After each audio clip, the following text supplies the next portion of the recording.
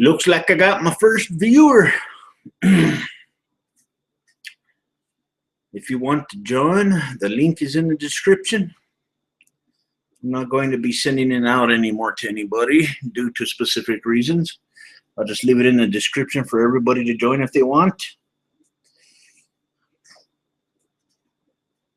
Now that I figured out how to leave shit in the description now, it'll be a lot better anyway. You know.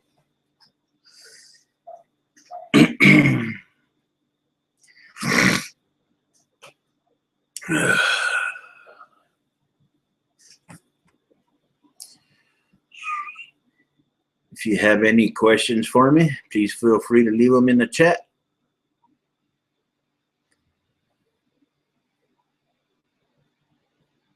Yes, I do promise to have shorter hangouts. They ain't going to be that long anymore, because if I have to have them long, I'll have to chop them up. And then I don't want to inundate you guys with a bunch of fucking hangouts. You know, I much rather just have a 2-hour hangout instead of chopping up a 4-hour hangout into separate deals, you know. Mr. Angry? What's up, man? How you doing? Are you there, Mr. Angry? Yeah, I'm here. How you doing? Pretty good. All right, so I got an idea. What's up? Okay, for all the people out there who hate the sound of my voice, here's your chance to do something about it. Pledge $1 to the Patron, to Quiet's Patron. If it reaches, what do you say? I'll say $10.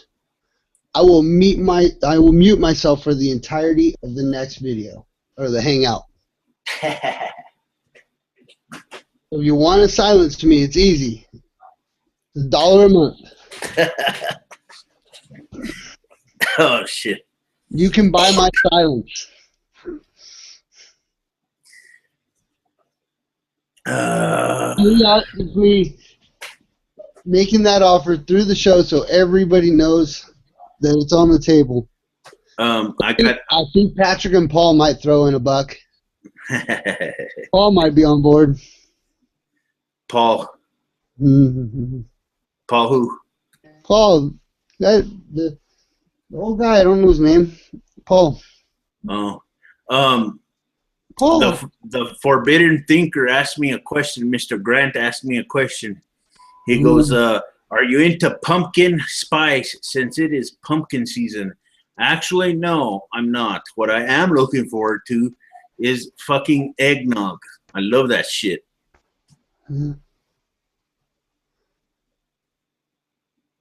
I love Halloween.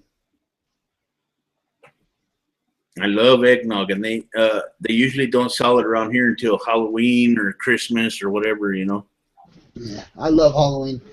This year I'm gonna make a shit ton of caramel sauce. Yeah. And have apples out there. Slice up an apple and dip it in caramel sauce. Yeah. I don't know, for the adults. Mostly. That works. Yeah. That works. You know, some caramel sauce. Yeah. Apples. Yep. So if Grant, you want to come in too, go ahead. The link's in the description, man.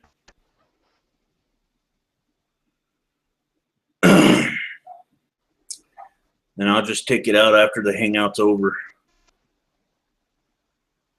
Yeah, I just said I was going to start having shorter hangouts, man. I misspoke. I did misspoke yesterday.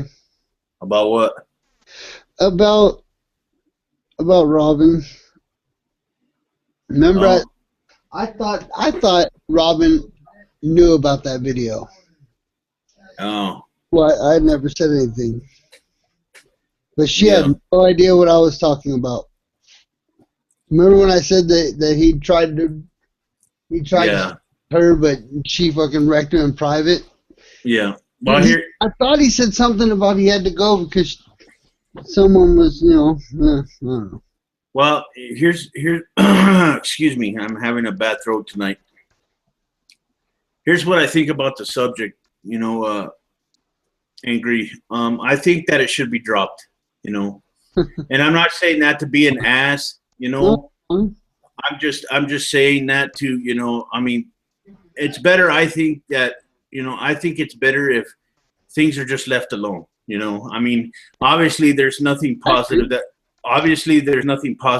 going to come out of this, you know, and I think, you know, that this dead horse of a situation shouldn't be beaten anymore. You know what I mean? You know, so let's talk about something else. So did you see the Dallas game today?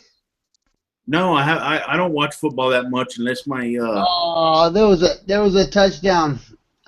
We didn't give a shit about the game, so nobody was yelling at our house. Fucking dude catches the ball and he's standing in the end zone, but he runs up behind him. Fuck yeah! Yeah. Dude on the field got Mike screaming, "Fuck yeah!" Well, I only watch football when my Denver Broncos are involved. Oh, we were just watching. I've been a lifelong Denver Broncos fan. Yeah. And whether they win or lose, they're still my team. I'm a Bears fan, and they just lose. They signed the worst quarterback fucking ever. Yeah. Ever. His name's Cutler. You're supposed to cut that motherfucker. Jay Cutler. Yeah. He used to play for the Broncos for a little bit. I don't know where the fuck he came from, but fuck me, he should have went back. They should have signed McNown. Now they got a guy named Fail, Fales. Fails. What kind of name right? What kind of name is that? That's your quarterback. I think he was like third string, and he did all right in preseason. The game I saw, he won. Yeah. Yeah. Well, you know, shit, man. I've been wanting, you know, I don't know. I really don't even like to watch the Broncos unless they're doing good. You know, from what I hear, they've been doing pretty good. But, you know, I haven't had time to watch anything. I'm so fucking bent on trying to, I'm waiting for next month, man. My Walking Dead is coming back on. I have the lame version paused right now. Yeah. What's it called? Fear the Walking Dead? Yeah, it's not that good. Yeah. Not as good as Walking Dead. Yeah, for some reason that new shit, you know, that new show didn't pull me in. I mean, it didn't. I think it's the fake Johnny Depp character. I don't know. I don't know. The director's like, okay, Jack Sparrow, as much as you can. But he just really, it was. Yeah, Jack Sparrow. Huh? Imagine the kid in the show is like, he looks just like Johnny Depp. He acts like fucking Jack Sparrow. Yeah. Imagine heroin or something. Imagine Johnny Depp, you know, playing in The Walking Dead, huh? Mm-hmm. Yeah, that's what it is on Fear the Walking Dead. No, if he were to play they on cloned him. They cloned him in the 90s. If he were to play on The Walking Dead, I would prefer him to play on the original one. That's just me. I like the original one better. It's just, I don't know. There's just some weird things about the universe that piss me off. Yeah. It's, you know, I don't think the zombies in it would be that scary. Yeah. What's up, Grant? Yeah, I'm here. What you been up to, man? Not much. I've been looking forward to, let me grab the screen share.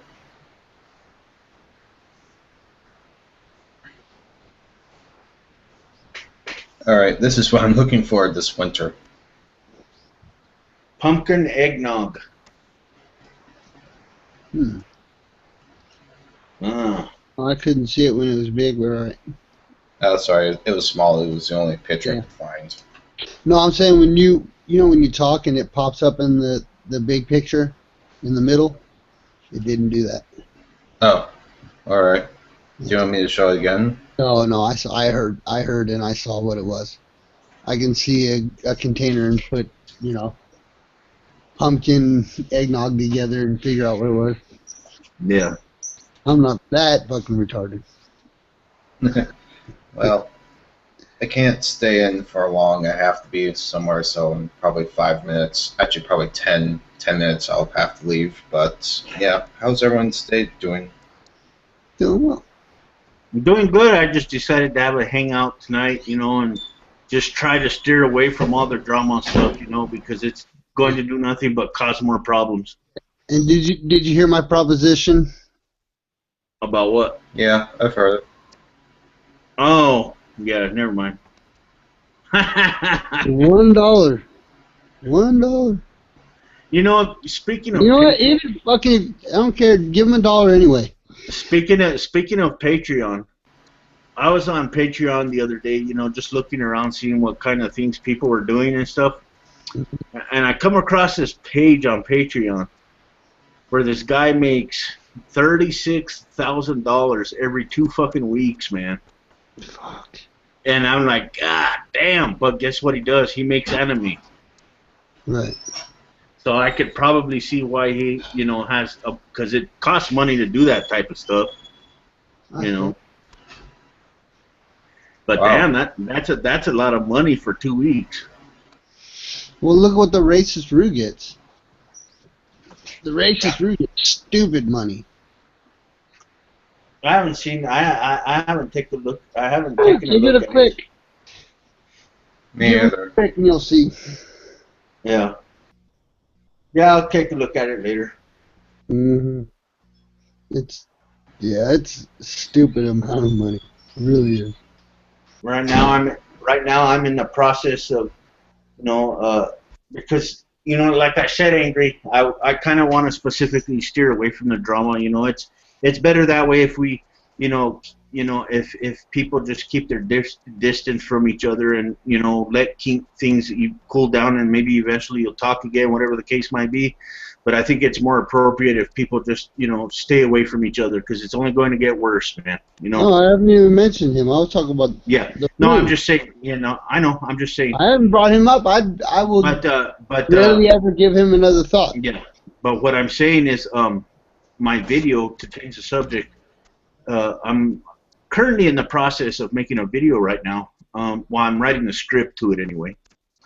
I think you guys enjoy it when I finish with it. It's going to be a video about Christian terrorists, and there's a discussion that I got into in a comment section of a particular video I saw earlier, and yeah, I was motivated to make that video, so I'm writing the script right now for it. So. Hey, John. What's up? Other John. Sorry, John.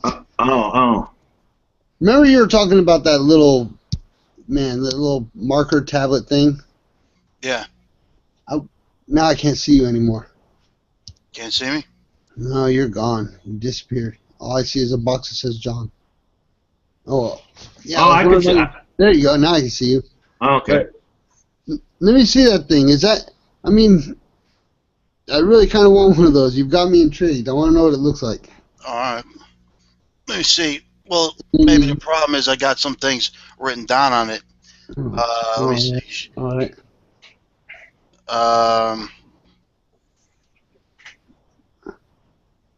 Well, yeah, I'll erase that and I can. Well, I mean, so don't blow the fucking cure for cancer over it. Oh, it's awesome. And it writes in white? No, it's I'll show you. It's green. But I can't. Damn it! Your screen's black right now. It sucks. My screen's. I can't see it at all. I can see it. Now I can see it. Now Yeah. I can. Oh, that's. I can only see it in the little one though. It's light green. That's kind of cool. See, now I'll press the button. You see it erases. Whoa. Where the fuck did you find that? It was at it was a Rite Aid or one of those chains. So the company is called Improv Electronics. All right. Which maybe this thing is some, but it doesn't have a battery. It doesn't, there's no, unless it's one of the type of, anything? lifetime batteries, because it doesn't use a lot of power. It might be along this. I was thinking about it. Remember those little things you had with the two pieces of paper and you write and they'd press together and then you pull them apart and then it'd disappear? And you put the little sheet, like a plastic sheet over this stuff, and the pen would make it stick and it'd turn black? Yeah. Yeah, I think maybe it kind of works like I don't know. I couldn't even begin to. Well, this says it's LCD. So that's really? liquid crystal display, right? Yeah. Okay. That's what it says. It says it's LCD. That's fucking awesome. Yeah, that's liquid crystal. And it's not electronic at all. Well, I'm not sure. I mean, it's made by a company called Improv Electronics, but okay, yeah, I guess that it doesn't. Like looking on the back here, I don't see anything that says that would indicate if there's anything electric. But like I said, it doesn't have a, replace the battery compartment. Mm-hmm. So, but it's possible it still has one of those lifetime batteries. Maybe, I don't know. Mm-hmm. But I'd say probably not, It doesn't use, because you press on the screen and it just, causes it to change color. So I don't know if that would require anything electrical to do that. I don't know. I have no idea. The only thing is with this, you can't write really like neat, Yeah. And you can't write really small, it seems. But see, it's for a 5-year-old. I want to get one for a 5-year-old. I think erasing it, it'd be perfect for that. Well, what do you mean for a kid? How for a kid? Yeah, well, if I were to say write the number 37, and she writes the number and then erases it, and write the number 17, she writes the number, what sound, what letter makes the p sound, I don't know. Well, after I bought this, when I came home, I was looking at their website, and they're on Facebook too. And it seems, most of their products, it is geared to like young kids. It's mainly seems to be. Yeah, I really do want that thing for my kid and niece. I really do. And I don't have a fucking pen. I wanted to make a real quick announcement out there to all my donators.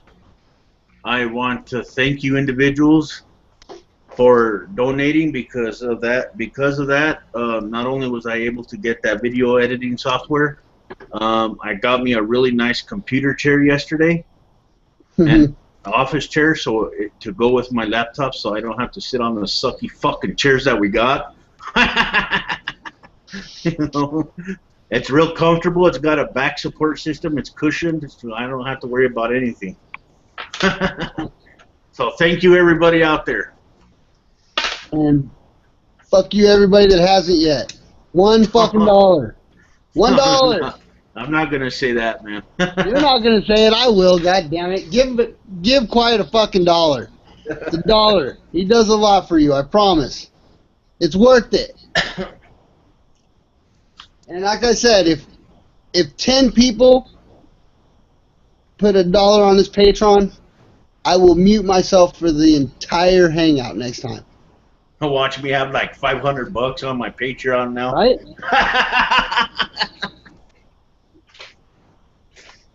I just gotta give you shit, man. Well, apparently there's a lot of people out there that hate me. I really don't want to hear my voice. And, I wouldn't know, man. Nobody tells me anything. Someone was saying something about that. I'm not gonna name any names. I don't really remember his name. Someone was saying to you that I hate you, or what? No, that everyone out in YouTube land hates me. Oh, I don't know. They all told him. I wouldn't be. They were all in a, I I wouldn't be able to tell you. I don't know. Nobody tells me anything.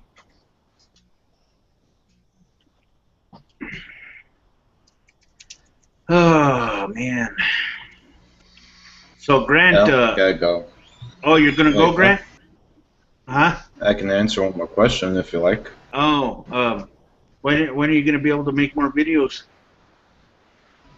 Actually, I just finished up making 2 of my animated responses, and one of them is going to go up tonight.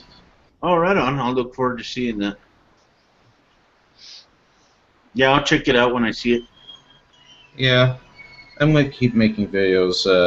It just may be slower, but that's to be expected with all my animation sort of stuff. Yeah.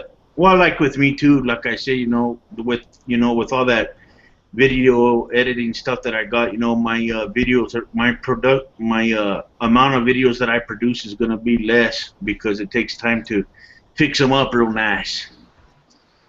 Yeah, I'm trying to get to a point where I can get so good with animations that they'll take, instead of 7 days, it'll take like 3 days to make, and it'll be much faster. Yeah. That works well. Huh? Because every time when I make an animation, I actually save all the drawings, and it makes it easier for me to do the next video, literally. Yeah. Well, that works. That works. Well, since you have to go, Grant, you have a good night, man, and thanks for coming in for a little bit. All right. Take care, Grant. See. Hey, where is this hangout at? How come I can't find it?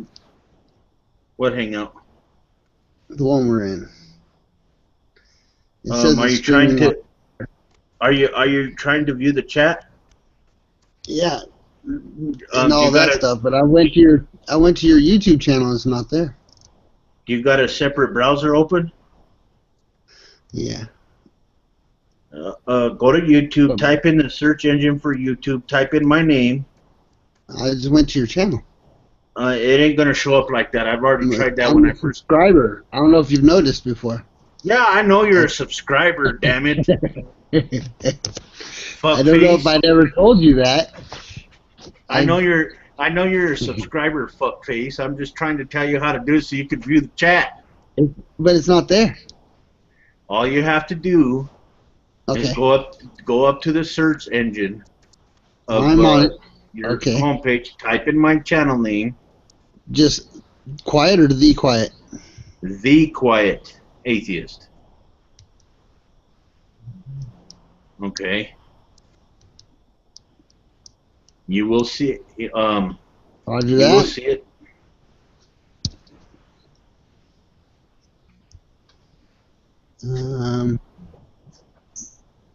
No. When you see my name, or when you see my default picture or avatar, whatever you want to call it, right. In the search results, you don't click on the top one. You click on the one that's under it, the Quiet Atheist that's under it. You move the cursor over it, and the link to the actual chat should come up. I mean, the display should come up when you move the cursor over it. No, and huh? I don't see the video anywhere. I don't see any, like, so-and-so watching, or so many watching, nothing. It's weird. Never mind. Hold on a minute. There it is. I found it. All Never right. mind. What's up, Paranor? Mr. Paranor. Oh.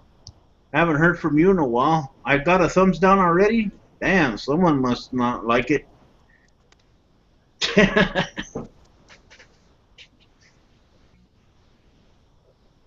Oh, well. If you want to come in, Paranor, come in. I haven't talked to you for a long-ass fucking time, man. Get your ass in here. Link's in the description. That guy, Grant, what is his name on YouTube? The Forbidden Thinker. Okay.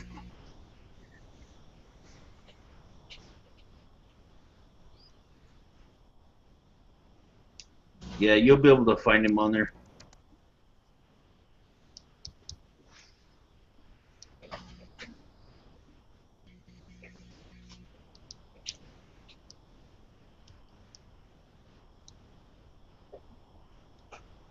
The Forbidden Thinker. Did you find him? Yeah. See, chat failed to post. I'm not allowed to say anything in the chats. Yeah, I think Nope. it has. I think it has a lot to do with your tablet, dude. Yeah, I because don't think so, because there's some I can and sometimes I can't. Well, it's probably, it's either, your tablet or YouTube's running a fucking glitch, one of the two. No, they have me. Mike got me put on a fucking list. Now they're watching me. I don't know, it's weird. I don't know why I can't fucking do it. Are you guys still there? Yeah. Oh, okay. Yeah, we're still here. Yep. Nothing. That's stupid. So what were you up to today, John? Well, I watched the Ireland football final, and fortunately, Kerry. Oh yeah, that's what you were talking about. Yeah, Kerry lost, so that was too bad. They lost.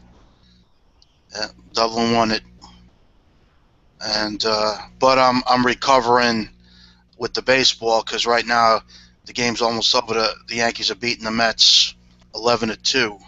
Yeah. Not to interrupt or anything, John. Angry, what kind of tablet do you have? Is it an Android tablet? Yep. Okay, yeah, that's Paranor says that those tablets have problems with their apps as far as Google Hangouts are concerned. Okay. Yeah, so it's probably your tablet. Yeah, I because wonder he who said, gave you a thumbs down. I don't know who did. I fucking have a guess. I'd just rather not talk about it, man. Anyway, I don't care to talk about it. Paranor said that the Hangout app sucks on the Androids. So that's probably what you're having problems with. My tablet sucks. But yeah.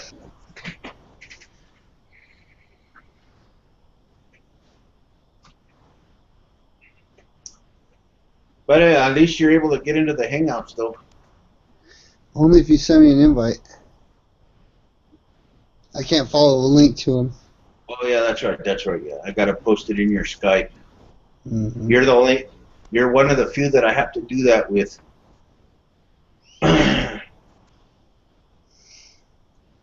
There's some people I can't even fucking find on here when I try and send an invite to them. I don't know why. I have no fucking clue, man. But yet I'll go to my Google Plus or I'll go to YouTube and I'll find you in a heartbeat. I don't understand.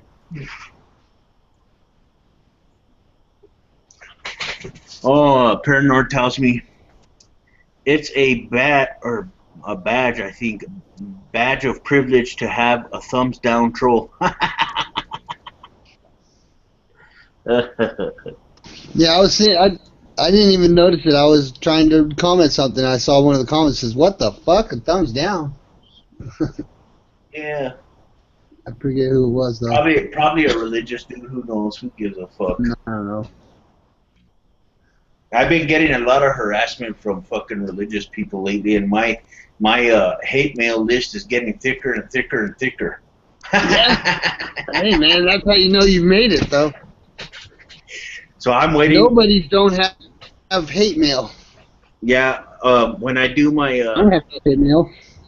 When I do my next hate mail episode, it's going to be my 3rd episode I've done.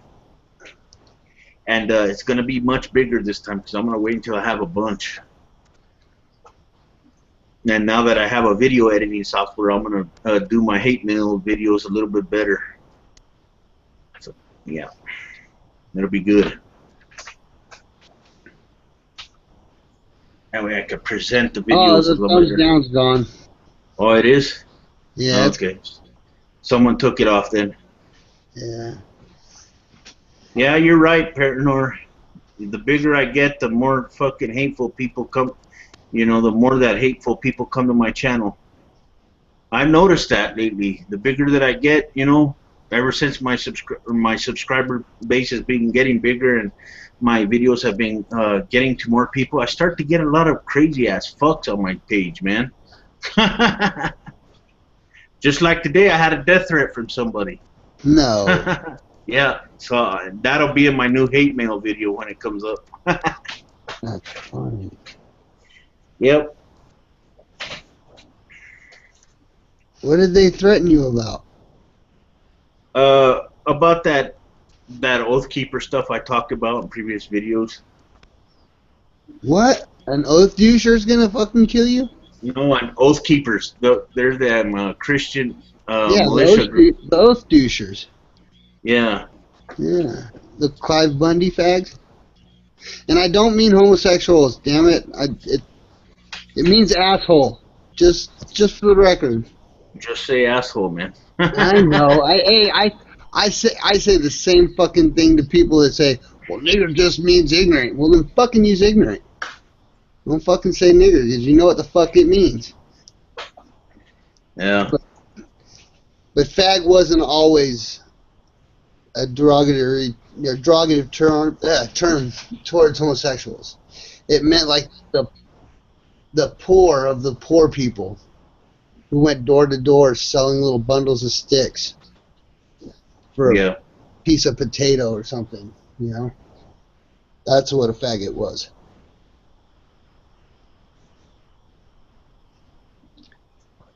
Yeah, I just told Paranord told me again, just wait, people are gonna start trying to fat shame you and shit. And I go, well, that's okay.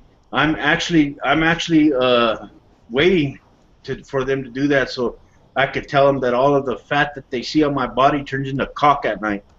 And you ram that cock good and deep, don't you? Oh. Do you ever see the video where Dawkins, he read some of his hate mail? Yes, I seen that one. Actually, I got it. I got it in my favorites list. I remember one specific email that he got, John, about someone wanting him to get a crowbar and pry something out of his ass or something.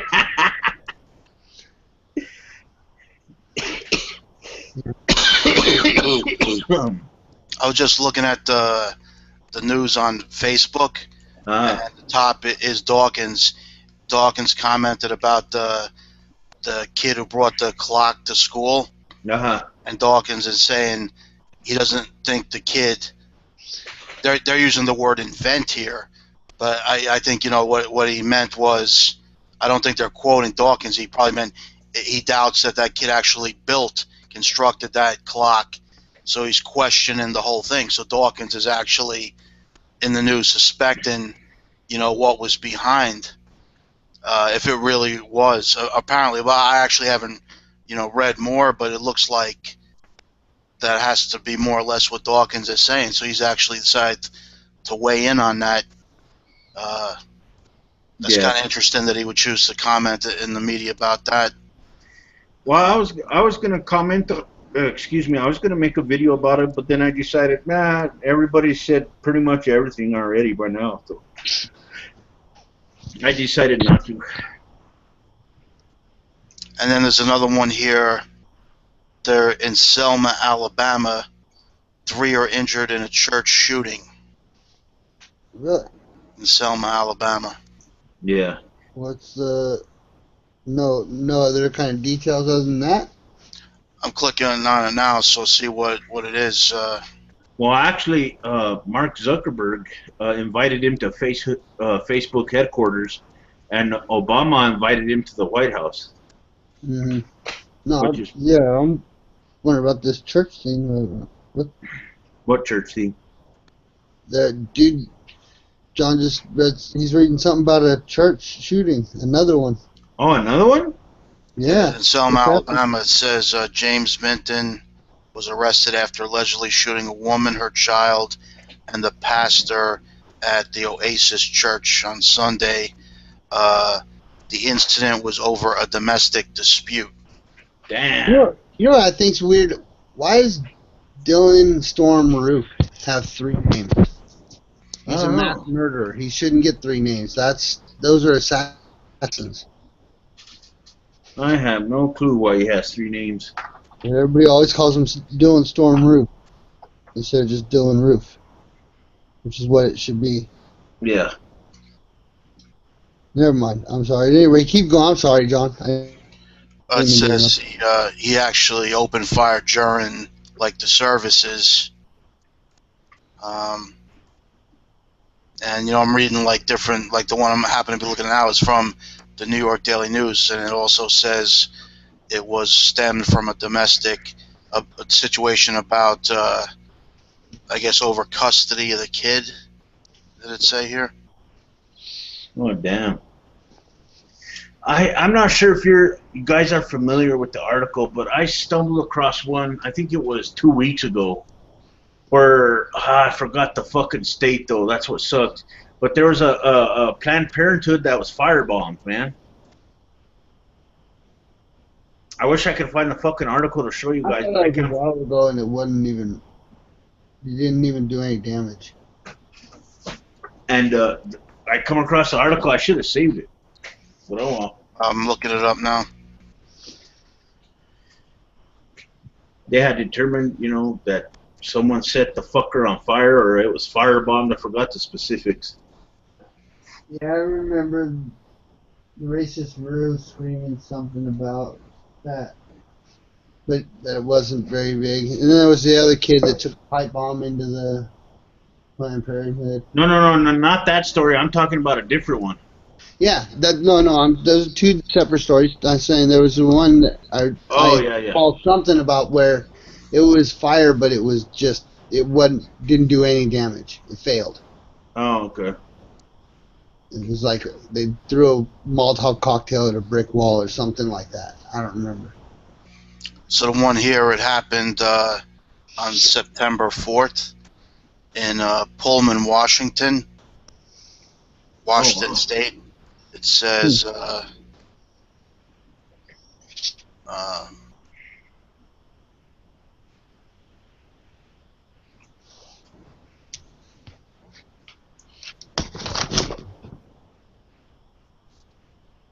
so it got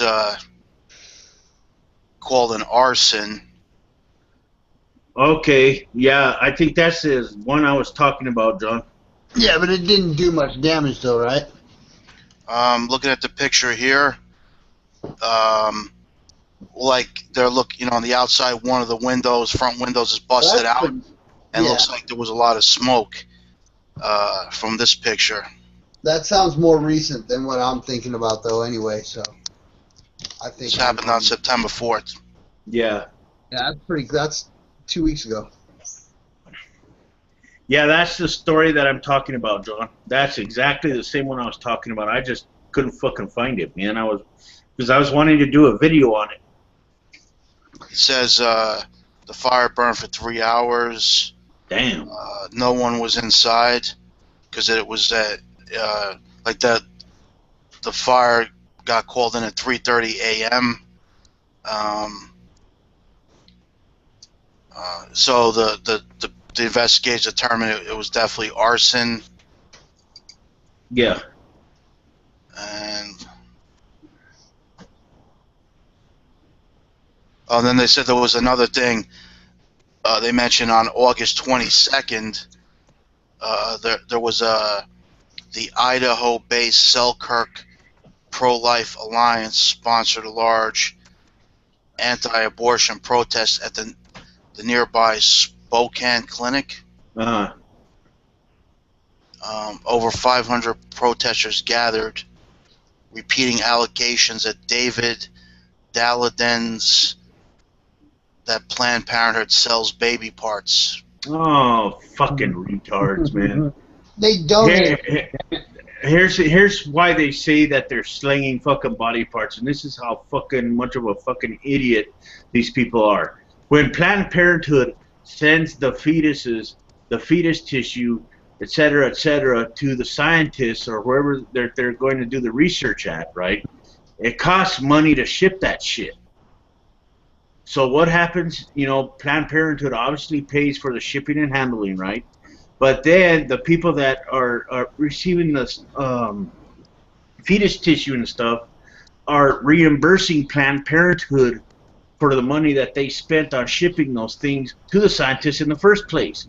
And right away, these fucking Christian fucking idiots interpret it as, Planned Parenthood selling body parts on the fucking black market. Makes no fucking sense.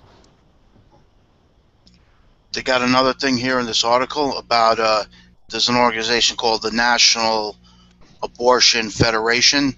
So they got the statistic that there have been 186 arsons committed against abortion providers since 1976. I believe it. So that's almost in 40 years, 186 fires. So an average of 4 per year. Yeah, well, that place where that young kid, went in, that young kid or whatever, he went into the abortion clinic with the backpack and the cops arrested him and whatnot. That's the same abortion clinic where the doctor got shot in the, I'm wanting to say the 70s? Early 80s? I can't remember the right date, but there was a doctor that got murdered at that clinic by some evangelical Christians. They fucking shot him to death. It also says here that there was another clinic, a Planned Parenthood clinic, an hour and a half from this one that we're talking about in Pullman. That one was bombed in 1996. And that led to the sentencing of 4 Idaho men who belonged to an anti-government militia. Yeah. Sheesh. So there's quite a few of those guys, those anti-government militias. Oh yeah, you got the Oath Keepers, the ones that I've even had a couple of those fuckheads coming to harass me on my channel, and then you got a bunch of other organizations, and I'm gonna be going into that in the next video that I'm gonna be making, because apparently everybody has this idea that Christian terrorists don't fucking exist, and it's something that I'm going to address in this video that I'm making. I'm just writing the script right now. So I remember the ones they volunteered to protect Kim Davis. Yeah, the Oath Keepers. I call them the American Taliban. The Oath Douchers. So, like, it didn't end up happening where they were going to do something, right? Because they said if she was, arrested again, they would stop it? Right. Well, here's what happened, basically. Here's what happened with that, and I saw another article about it, but I was so fucking sick and tired of, making videos about that dumb bitch. I saw an article where it was talking about how Kim Davis basically refused their service. She didn't want the Oath Keepers there in Kentucky where she was at, and she basically shooed them off. She didn't want them there. Because she's not doing her job, she's probably going to get arrested again. Yeah. Yeah, so she basically shoot them off, and I guess the founder of that organization pulled all of his people out of there, and they're not there anymore. So. You can't say we're a militia here to stop the police from arresting somebody. Fuck you. Now you're enemies of the state. Yeah. That's terrorism. That's using threats, as for a political thing, right? Isn't that terrorism? It's something. Well, I don't know if you could. I mean, being down at Clive Bundy's ranch, telling people, I'm defending his land and you're not going to cross this line is one thing, but going to a public office and saying I'm going to stop the state police or anybody from coming in here and apprehending a criminal, fuck. Now you but they didn't even get a chance to do that though. Kim Davis shoot them off. That's because it was about to turn into a fucking Yeah. I saw something, I think it was on Facebook, saying something now where she's going to end up making money off the whole thing. Oh, fuck yeah, dude. Oh, yeah, you know damn well she's going to make money off of this shit. So I guess they mean a book and a GoFundMe movie. won't do it.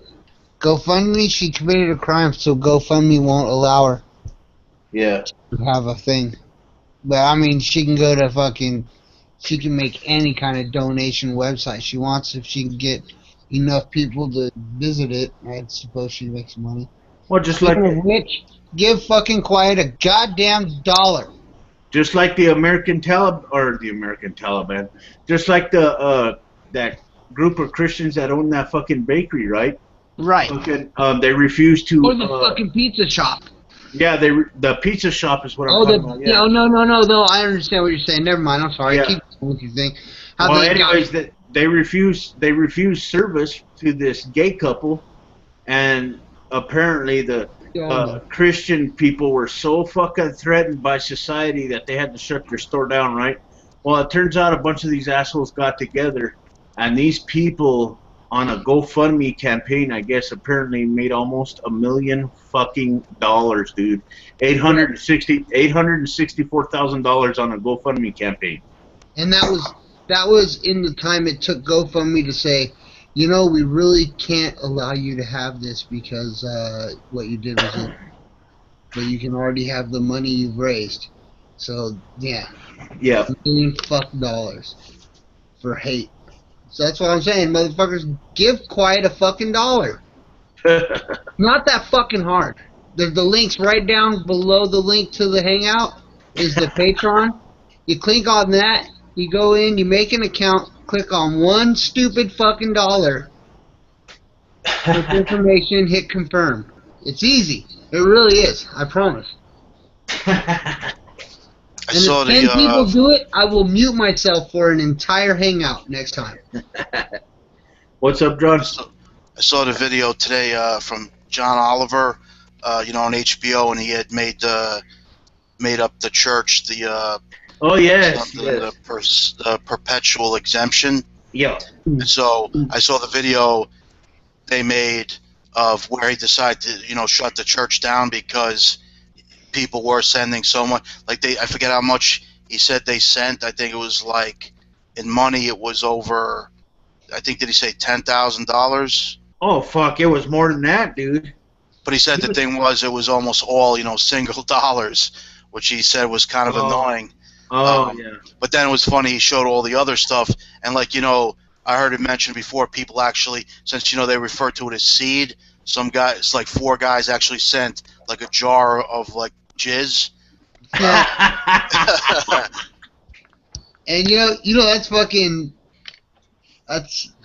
man. Western problems right there. Too many dollars. Oh my God! You gave me $1. All these $1 bills. It's such a pain in the ass. And somebody sent them a big, like wood statue, like 4 foot tall of a cock, and with the sign that says like "Rub this to get the seed that you want." And the funniest part with that is like when they like completed the scene, like all like the stage hands came in to remove and take everything away. So when the guy went to take the big cock, he's like, no, I want to keep that. And he grabbed it off the guy who was hugging the big wood cock, saying, no, I'm keeping that. Yeah. The other thing somebody sent them was good, was like some player for a basketball team. Like now they make like the bobblehead dolls of players. It's like a common thing, and they give them away sometimes at the games. Yeah. So some guy sent them like a dozen of these, some player who turned out to be like a big flop. Some player in the NBA. So he had a dozen of them, and he decided to send them a dozen just to get rid of them. You know what I mean? Yeah. I just wanted to get rid of these things because apparently they became like worthless, and so that was like the only kind of thing that didn't like fit as like a joke. Somebody just sent them something they wanted to get rid of. Right. But to do with like the seed or money or it was all the other stuff was. And it was great. The one who was playing his wife. She was like from Saturday Night Live for years. I think her name is Rachel Dratch. She wore a huge wig, to be like the televangelist wives. Like they usually, I know like the ones, like the one I remember, the real ones like Tammy Faye Baker. She was like.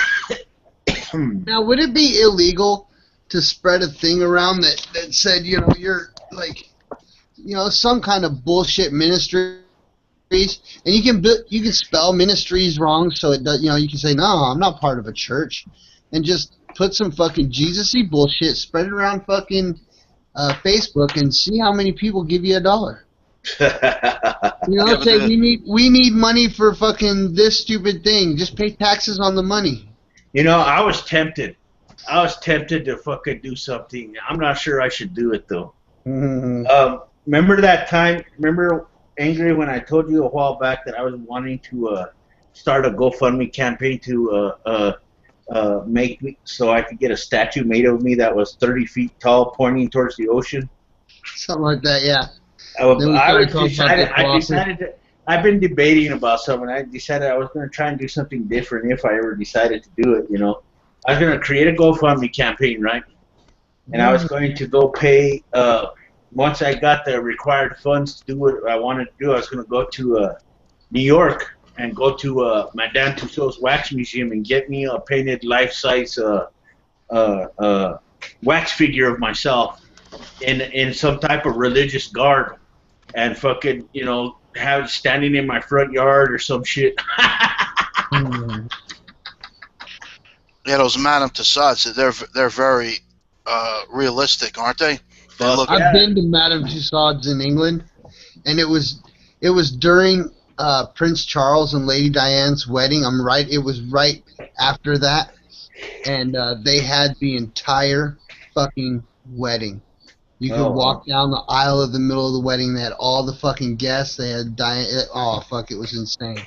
Well, I'll be right back, guys. I have to mute myself, but I'll be right back. All right. They had I think the coolest thing that was there was a Dalek. You know the Doctor Who things? No, I don't know what that is. The big robots that look kind of like a big huge cone. They got a plunger and a fucking magic wand sticking out of them. No, I don't think I've seen that. You never seen Doctor Who? I don't think so. No.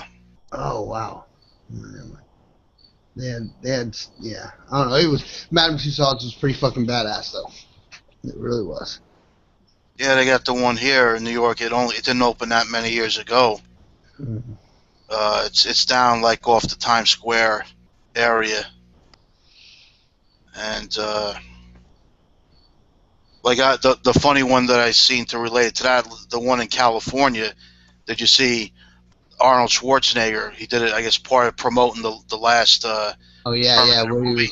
He stood there pretending to be him as the statue, and when people got close, he moved and scared the shit out of them, which I thought was kind of a fucked up thing to do. But he just startled them. There's no harm. It's not really scary until you pull out a knife and start chasing them. Then it gets scary. I mean, yeah, I'm taking another look at the news here. That's crazy. I don't know. That's fucked up about that shooting here.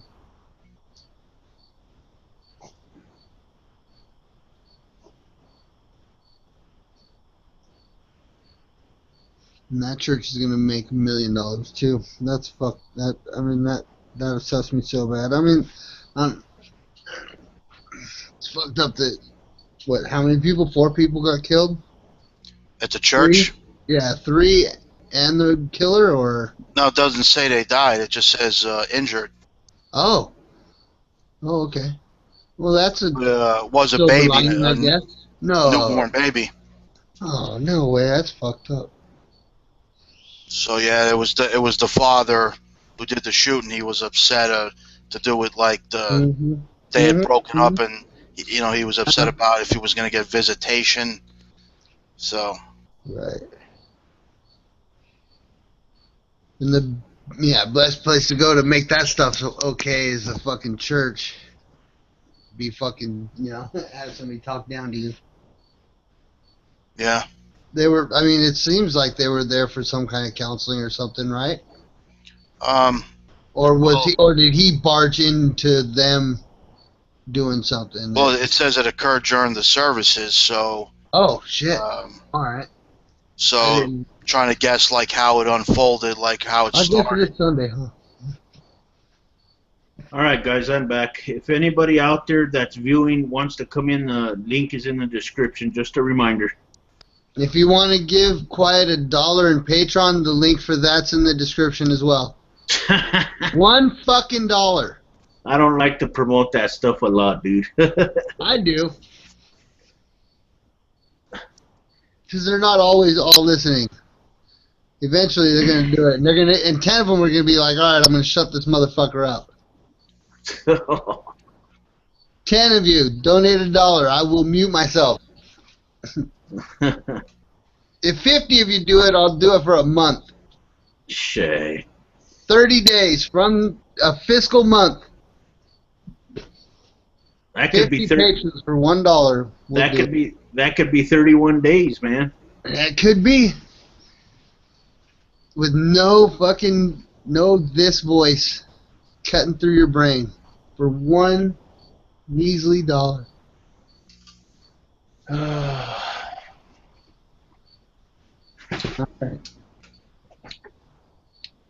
Did you are you subscribed to Albany Angry?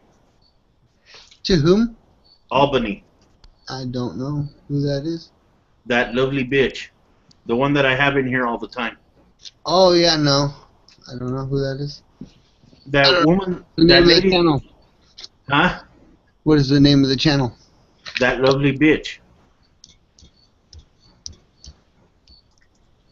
She recently made a video about her new setup that she's getting to make videos, and she showed everybody where it's at. I think it's pretty cool. She's getting her setup going pretty good. I am now subscribed. Yeah. Mm-hmm. So. Yes, now I know who it is. Yeah. Yeah. I'm gonna have a 8-hour hangout when I reach my goal, and I'm currently getting. You already hold those. Huh? What? You already do those. Yeah. There was a 6-hour one the other night. Yeah, I'm not gonna have long ones like that anymore. I know those. They I don't know. They scare people off. I think they're like, oh yeah. fuck. Well, yeah, and even if I do have a long one like that, I'm gonna have to chop it up in the video editor and put it out in sections. Yeah, put it out in sections, in 1 hour blocks. Or if even that. Yeah. Relevant pieces. If you're not fucking relevant, you end on the fucking edited floor. Right? Yeah, I think that's the best way to do it. You know, get hours of raw material and then edit it. Yeah. Yeah, but then you gotta sit and listen to all that shit. You gotta go through it all again. You know? Yeah, it's not easy. It's definitely takes some time to do it. Oh yeah. So for every 2-hour hangout you have, you need 4 hours worth of editing bullshit to go with it. Yeah. Better start paying somebody. But all those ones, Never sleep again. All those ones, the time really flew by. It didn't seem like it was that long, you know? Right. Well, there are some people on here on YouTube that have 8-hour hangouts. Fuck, man. Man. I've only had, let's see, 2 8-hour hangouts before. That's it. And man, that was a long fucking time, boy. And one of those, after you hung up, who was it? Patrick, Mike, and who else was in there? We were there till noon. So I know you guys stayed in the room. I was thinking like another interesting thing to do for a change is, have it during the day instead of at night. Yeah, I can't do it during the day. I have a 5-year-old I need to take care of. She goes to bed at 8:30, so. Yeah, we'll see what happens. Oh, Paranor in the chat brought up a good point. Paranor says Nadia does Eternal. I don't know what that means. Nadia, that YouTuber, she has a YouTube channel. Okay. Nadia Yvette Chambers, I believe, is her name on YouTube. Don't know. She has a 8-hour hangout, right? And once she's done with that 8-hour hangout, she'll wait for about 30 minutes and then start another one. Oh yeah, by the way, I remember the other night you guys asked who your favorite YouTubeist, who you thought the best YouTubeist was, and I would like to say I'm pretty positive that I've never seen any of the best YouTubers' videos. Whoever it is that the best YouTuber is. Oh. You know what I'm saying? I don't know. You know, I don't know who the best is, but I'm pretty sure I haven't seen their videos yet. Well, here's a. I thought my favorites of the ones I've seen. Yeah. As far as my favorite, you know. Yeah. Which was best, I couldn't say. Well, here I'll post in our side chat of some of my favorite things from YouTubers. Mm-hmm. I got a little playlist of them right here. There it is, right there, Angry. Whenever you want to look at it. Well, I can't look at it. I don't know what you're talking about. Oh, it's in the site chat. Oh, I know you. You know, see, I'm in the live chat on YouTube, and it's not in there. Oh, you can't see the site chat, the chat all that we're in right now. All it says is Nadia does Eternal. That's it. No, I'm not talking about that. I mean, I'm talking about I'm talking about the chat inside the Hangout where we're at. I don't know how to get there. Oh, it should be right there with you. All right, I'll back out. I'm going back into Skype. Well, here, I'll post a link on your Skype. Here, hold on. I need to go back into Skype. I was in YouTube. Now I have our private conversation, the invite. Okay. I click on that, and now I'm in here. Well, here's the link to my playlist. Oh, there it is. All right. That's my playlist. Mr. Paul is in the room. Oh, okay, I got you then. I see it now. Yeah, I guess. What's going on, Paul? Not much. Just trying to figure out why the camera's not working. Oh, there it goes. There you go. So how have you been today? Oh, my bad. Sorry. Hey, Paul, have you heard my proposition yet? Have you heard my proposition yet, Paul? He can't talk. Well, you can shake your head or nod. He has food in his mouth. I understand that. Oh. I'm pretty good at reading body language, though. No, I haven't heard. Okay, if 5 people donate $1 to his Patron, I will mute myself for the entire next hangout. That might give you some inspiration to follow that link. I already donated about $70 today to people. Well, what's one more? So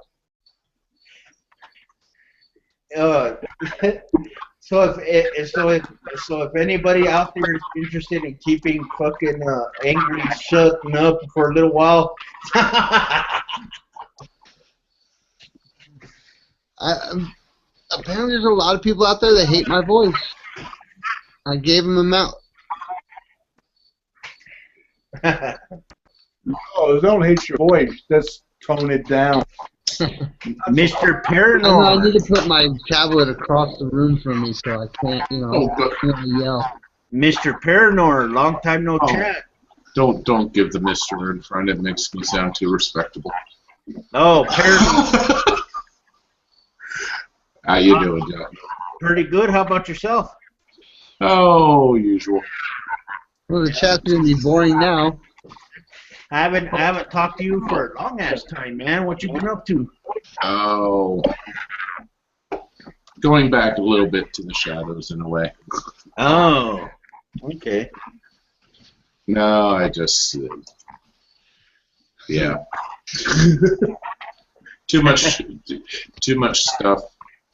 Too much drama. Let's put it that way. Yeah. There's all kinds of stuff going on right now, man. Yeah. Between a lot of people. I mean, there's all kinds of stuff out there in comment sections of every fucking video I find. Everybody's a dickhead. Everybody's a pussy. Everybody's a bitch. Everybody's this. Everybody's that. Sounds like the bar on a Saturday night. And I still think, and still not many people getting laid. That's probably half the problem. People aren't getting laid enough. Yeah. But anyway. That's sexist. Maybe. As far as I understand, women can really enjoy and want sex too, so, you know. Yeah. Can you All believe of the that animal people out kingdom. there that don't know the Earth's gonna or the world's gonna end day after tomorrow? Oh, fuck. Day After Tomorrow, that was a fairly good movie, actually. And why is it Day After Tomorrow? Are we having another blood moon or something? Oh, wait, is it after midnight yet? No, day after the day after tomorrow, I guess. Well, tomorrow, apparently a meteor is supposed to hit Earth. Oh, right. And by the way, it is after midnight here. It's 1:30. Yeah. Day after tomorrow for you. Yep. Boom, boom. I got a woman that's wanting to come over to my house tomorrow night and pick me up to go have sex with her on a roof. That could be interesting. Someone won a Darwin, or two people won a Darwin Award, actually, for that one. They were up at fucking on top of the roof. They rolled, because it was a bit of a pitched roof. They rolled off the side and hit the ground, rolled down the hill that was on the side right in the middle of the road, and splat. Yeah. Like, Death by fucking dead? on roof. Apparently, Splat dead. Yeah. apparently this woman that I know, she knows she's a big time believer in this end of the world shit, and she wants me to go have sex with her on top of her roof while the asteroid hits. Quiet, you know what you gotta do? Big bang. Going for the big bang. Sorry. Quiet, you know what you gotta do? What? You gotta time it so right when the meteor hits the Earth, that's when you blow your load. You know, I felt the earth move. that's how you want to go out. That's the last thing you fucking come when the meteor hits the fucking Earth. That's the shit right there. There's a couple movies about that, actually. One recent one, Looking for a Lover at the End of the World, and there was a Canadian one, which was really fucking good. Guy had a bucket list of all the women he wanted to fuck, and one of them was one of his grade school teachers. She wasn't that bad looking for her age.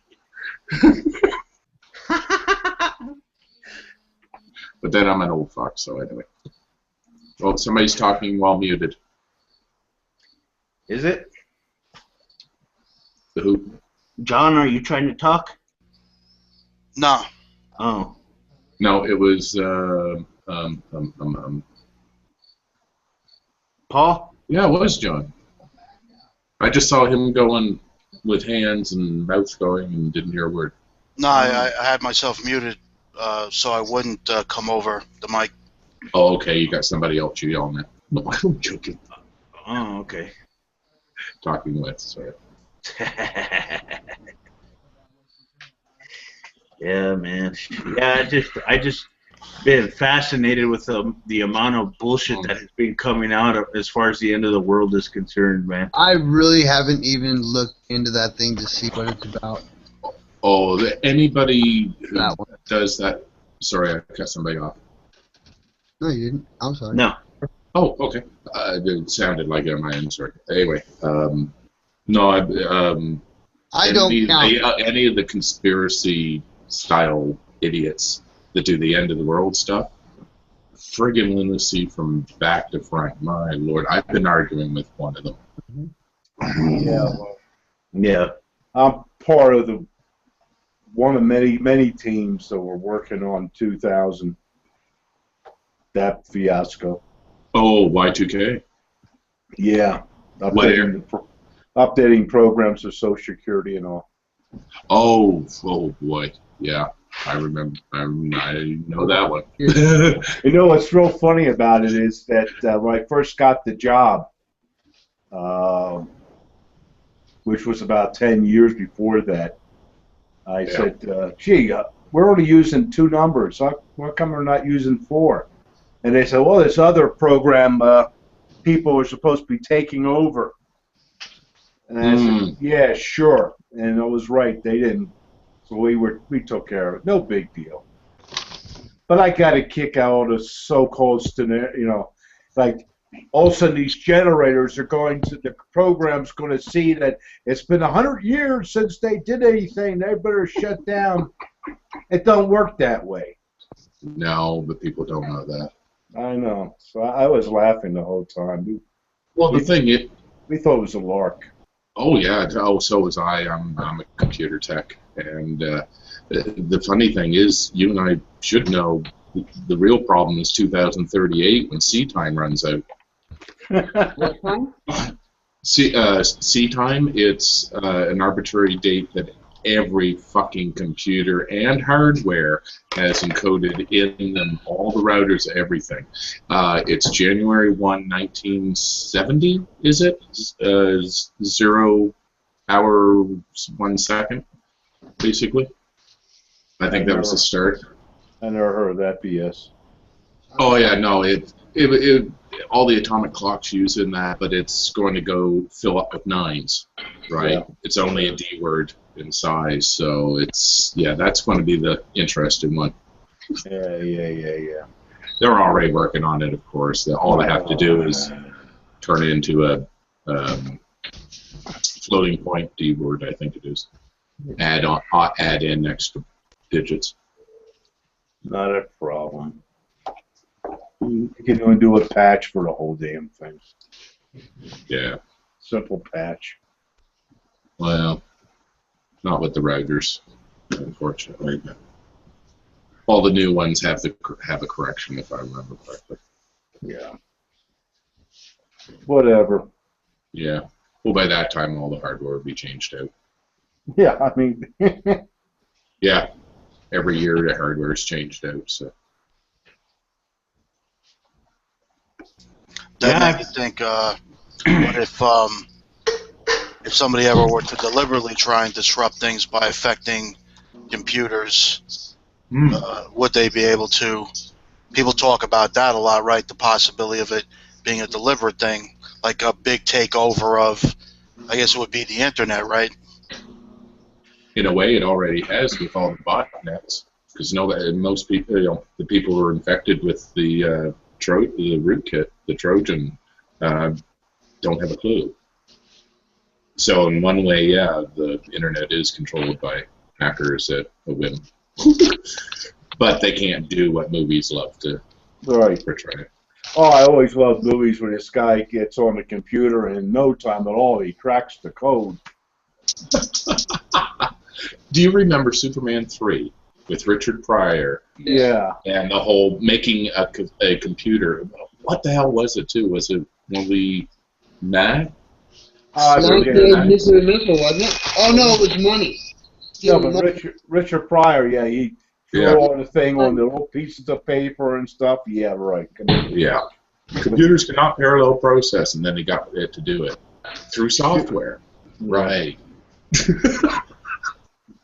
You know the movie Independence Day, right? Hell yeah. Now, I had an out for them, and then when it would take less than 30 seconds for all those software people out there are just upchucking and dying. The aliens were using our satellites to communicate with, right? They were tying in with the satellites for communication so they can talk around the world. Well, technically, they were bouncing their own signal off it.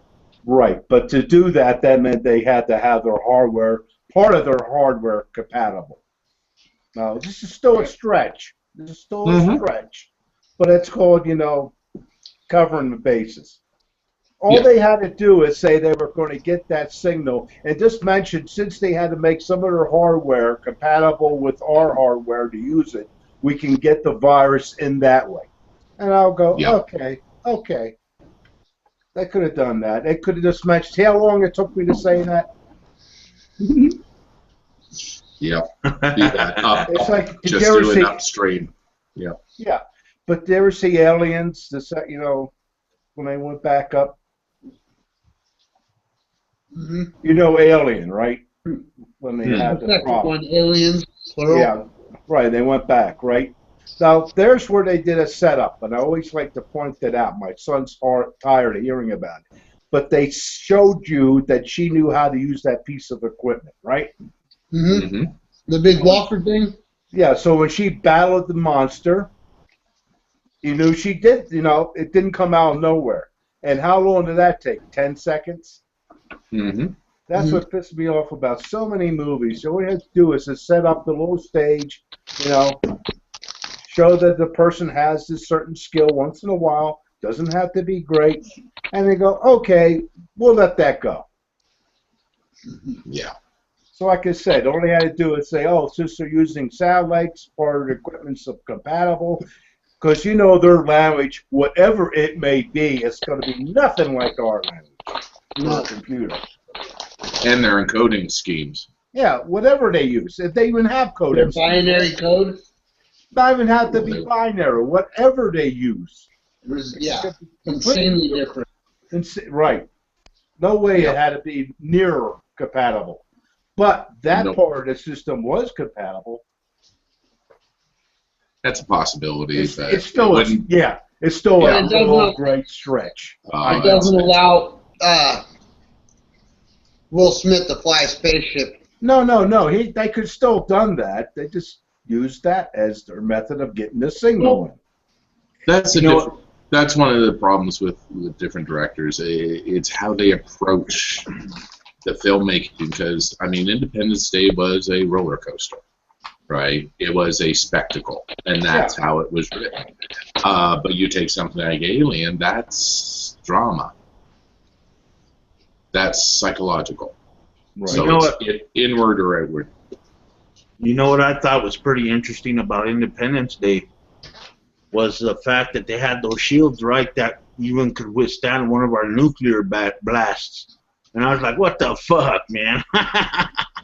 Actually, that's not a far stretch. If they can create an electromagnetic field like that, all they'd have to do is pretty much equal the amount of energy into it to structure it that it would withhold the blast of a nuclear device. Right, so it's a balance of energy, and then put yours on the winning end. Technically. Oh, okay. There's a lot more to it, but that would be the basic way of describing it. Yeah. Because it's an energy field, right? Sorry, Paul. No problem. But you'd be surprised, like you take a meteorite I would have to sit down and play with the math. It's it's equals MC squared, which is simple math. And you can take a object moving at say 30 miles a second. It's 1 football field in diameter. You can figure out how many tons of dirt that would be, or rock, and you'd be surprised. That makes a nuclear weapon look like nothing. Yeah. You get that kind of mass going at that speed. Well, the one that blew up over Tunguska? Tunguska, but that was a little closer to the ground, I think. But no, and smaller mass. No, the one that was recent. Yeah. That was caught on. Yeah, Russia. Everybody caught on their dash cams. Yeah, because like I say, I could do a little class on that, but I just don't feel like doing that. But it's not really that hard to figure out how much, because a megaton's roughly 1 pound of mass. Yeah. Converted into energy.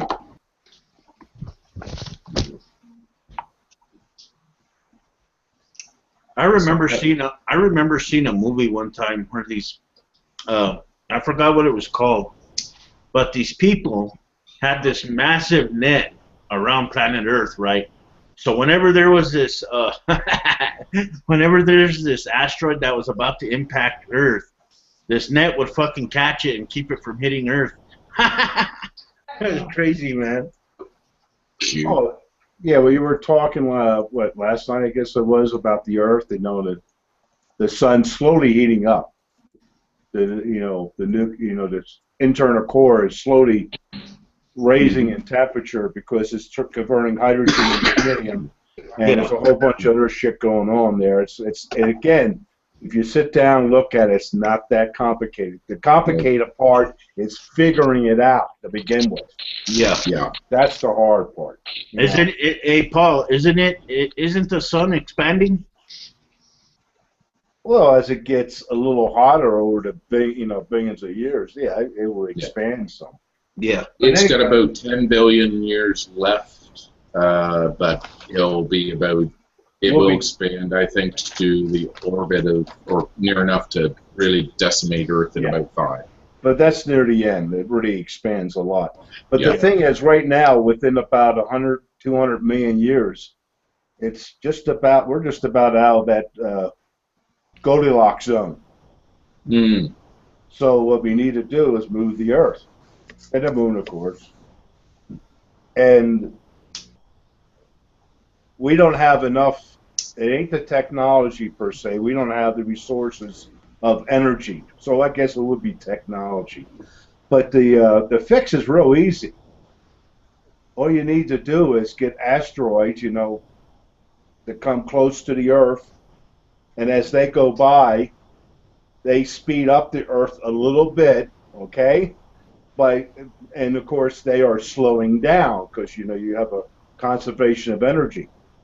But anyway, using asteroids in the right orbits, you can slowly get the Earth and the Moon, because you got to play of that too, to slowly move out. But we're talking a lot of energy. Yeah. Yeah, it's a mass-driven. Sorry, but one way it'd be a mass-driven gravity well creator to basically. Well, you're using a tractor beam. Well, all you're doing is using the gravity of the asteroid itself.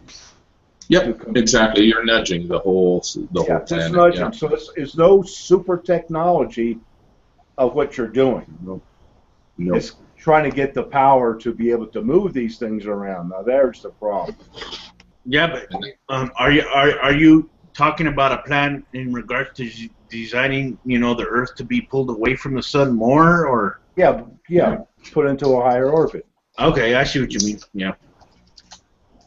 I was going to say. So technically, sorry. So no, I was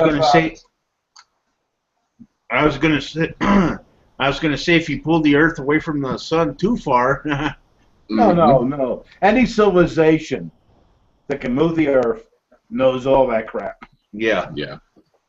It's no rocket science. Yeah. Which it is. Calculus. It's no big deal. The whole concept is not a big deal. Yeah. Gravity is a force you can use against itself or to augment itself. Yeah, well, anyway, because we use that same thing as when you're putting satellites in going out to Jupiter and farther, you're using the slingshot, which is the opposite effect. Because the satellite, as it goes by, what's happening is the satellite's coming in, let's say, from behind. It's falling towards Jupiter, right? And Jupiter's slowly moving away because of its velocity. And as it swings by, now it's going at a higher speed, and the effect on the other side is not going to be as much to slow it back down. It's going to be slowed down, but the overall is going to be going a little faster. So in about 50 billion years, Jupiter will now be 2 inches less in its orbit than it would have been if that satellite didn't go by. So don't sweat it. Now, I am kind of curious. With your whole gravity well moving the Earth thing, couldn't that fuck with the dance that the Earth and the Moon do? No, that's why I said you have to also move the Moon at the same time. But I'm saying if you even so much as jolt the Moon to where it changes, Believe me, we're not talking. We're not moving. With theoretically moving planets, I know. Yeah, we can fucking No, figure no, out. we're not moving anything greatly each time Right. we do it. It's just a little tiny nudge. And if a civilization could keep around long enough, over millions of years, we can move it out 10, 15 million miles. It doesn't have to be done overnight. No. That would be another interesting thing to me as well. You know, could the human species have the potential to exist for that long? It doesn't have to be us. No, we're too stupid. Maybe bonobos would be able to do it. No. What I said, it wouldn't be meant by it wouldn't be us. It would be our ancestors and what they evolved into. No, what the bonobos evolve into. Because they're too busy having sex. That's how we did it. They're moving the earth, but the wrong way. They're too busy having sex at time. Or if you guys learn much about artificial intelligence, a lot of people within that say they're going to eliminate the humans, so they're going to be what's going to be on Earth for a long time, artificial intelligence, and they'll choose to get rid of us because either they don't need us or they don't want us, and so on. So that's or an they'll interesting. take pity on us. That's the doom and gloom. So I hate doom and gloom. That's the very human side to think, and that's the thing. My God. Oh yeah, it was an old black and white based on a no, hell no. Before that, Paul, help here. It was a computer that ran the Earth. The Body Snatchers? No. No. Before that, about the right time frame. There was a. Those were aliens. There was one they redid. Just go to Google, type in what you think, and they'll find it for you. Colossus, the Forbin Project, 1970. Sorry, it was later than this. I thought it was black and white. I'll drop a IMDb link on the side for those who can. I don't think I saw that one. That's why. Oh, very good, very good. Here's the synopsis. Thinking this will prevent war, the U.S. government gives an impenetrable supercomputer total control over launching nuclear missiles. But what the computer does with the power is unimaginable to its creators. It's a interesting movie. Yeah, War Games type of thing. No. Well, War Games was, turn over the damn missiles and everything too. I know. But I can go and finish your out, and remind me of that. I haven't, because I was into loading nukes and stuff, and we laughed our ass off on this other stuff. Mm-hmm. Oh yeah. Well, especially when they had the coupler modem and how they used it. Yeah, I understand that, but when War Games, the whole premise was that they went and they had an alert, and because certain silos, didn't launch their missiles, they thought there was a problem. That wasn't the problem. Failsafe does let the people who are in the planes or at the missile silos also determine whether they should launch or not. I don't know if people know this. Because usually if you're going to go to a nuclear war, a lot of things lead up to it. It doesn't just happen. We do something to them, they do something to us, threats are going on. You get a preemptive strike. You get a thing like Cuba happening. A lot of things are leading to things. Now, if you get the orders, you can see that this is legitimate. But the whole idea behind failsafe was to put another level in there. So if you're in a plane and all of a sudden you get a thing out of nowhere land to drop your bombs, you cannot do it. So the premise of the movie is because certain ones weren't doing it, they were doing their job. They were saying, no, this is not right. This is not a right. There hasn't been anything leading to this. Where's this coming from? They have the right to make a decision. Yep. That's why it's called fail-safe. Colossus, that movie takes the other direction, and it's some interesting twists in it. I highly recommend it. Did you guys watch iRobot? Yes. Yeah, What'd you I think? watched it. What'd you think of it? I have to look at it again. I forget a lot of it. It's on tomorrow on whatever channel The Walking Dead's on. On AMC. I have the CD. I have the CD. Yeah. On that CD, DVD. Well, those of you who don't, it's on tomorrow on whatever channel he said. Yeah. Yeah. I saw the commercial today for it. And Which movie was that again? iRobot. iRobot, thank you. Yeah. Sorry, brain drifted. You know, it's like you have a lot of predictions. Sorry. No, go ahead.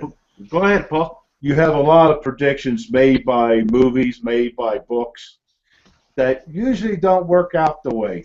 As a matter of fact, I don't see where they ever do, because in the book 1984, it was Big Brother that had the only cameras. Big Brother is watching you. Okay, if you happen to notice something, everybody has the cameras watching Big Brother. Yep. They're So watching everybody. Yeah, so that has not come to pass because. It has just not the way they intended. Yeah, well, that's the whole thing. You know, it was Big Brother had the controlling thing, and but now the people are watching Big Brother. Which I don't buy into anyway, but the people are watching too, so that scenario never happened. Well, in a way, the people have become Big Brother, because if you tie in all the social justice stuff, it's very easy to spin a narrative no matter what.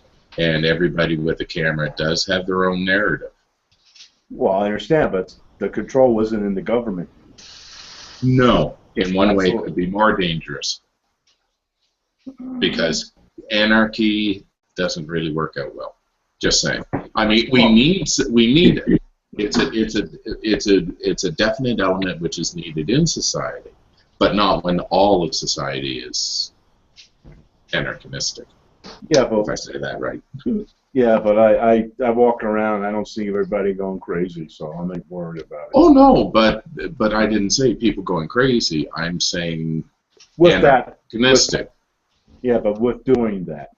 Yeah, but it lessens, like in some ways it lessens certain social structures which are required, and one of them that I've seen coming out of it is, and directly tied to the whole people are Big Brother, is authorities. We see it all the time with the religious folk, right? The creationists always go after the authority, not the actual data. It's the authority. They're stuck with it. It's the whole God mentality bullshit. But sorry to any theists out there, that's just how I put it. Did anyone ever read 2150 AD? No, but I've heard about it, but I don't recall. It rings a bell. It's about a guy who he was a Vietnam vet that lost, I think, a leg or both legs. I'm not sure which. Mm-hmm. But he wakes up one day and he's in the middle of the woods in a clearing, and he's got both his legs, and apparently they somehow have pulled him from the 70s into 2150. And then they put him in a body, and then he ultimately decides at the end to live on Macro Island, where it was the island where all the people that act like us are, and the other society was the micro, where they would, did everything right, and the macro people were all crazy and just wanting to fucking burn oil and fuck up the world. It's a good book. There's another movie that I think you guys might be interested in. I'm not sure if you've seen it before or not, but I think it's called Eagle Eye or something, where Shia LaBeouf plays in it, and some other woman, huh? Nothing. Is it Holes? And anyway, it's this big, massive computer that has control over the entire planet, apparently, and it's able to it's self-aware, artificial intelligence, you know, and it's able to do all kinds of terroristic bullshit, and it's pretty interesting. Michelle Monaghan, Rosario Dawson, Billy Bob Thornton. Cool.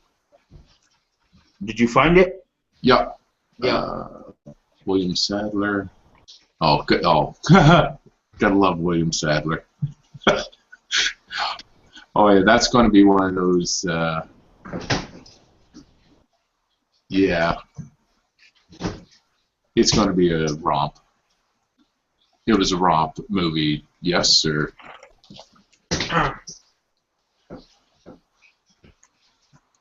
Yeah, that was a pretty interesting movie. I recommend it if you guys want to check it out. Cool. I'll have to see if it's on Netflix. Eagle Eye, 2008. Yeah. Here, I'll post the IMDb.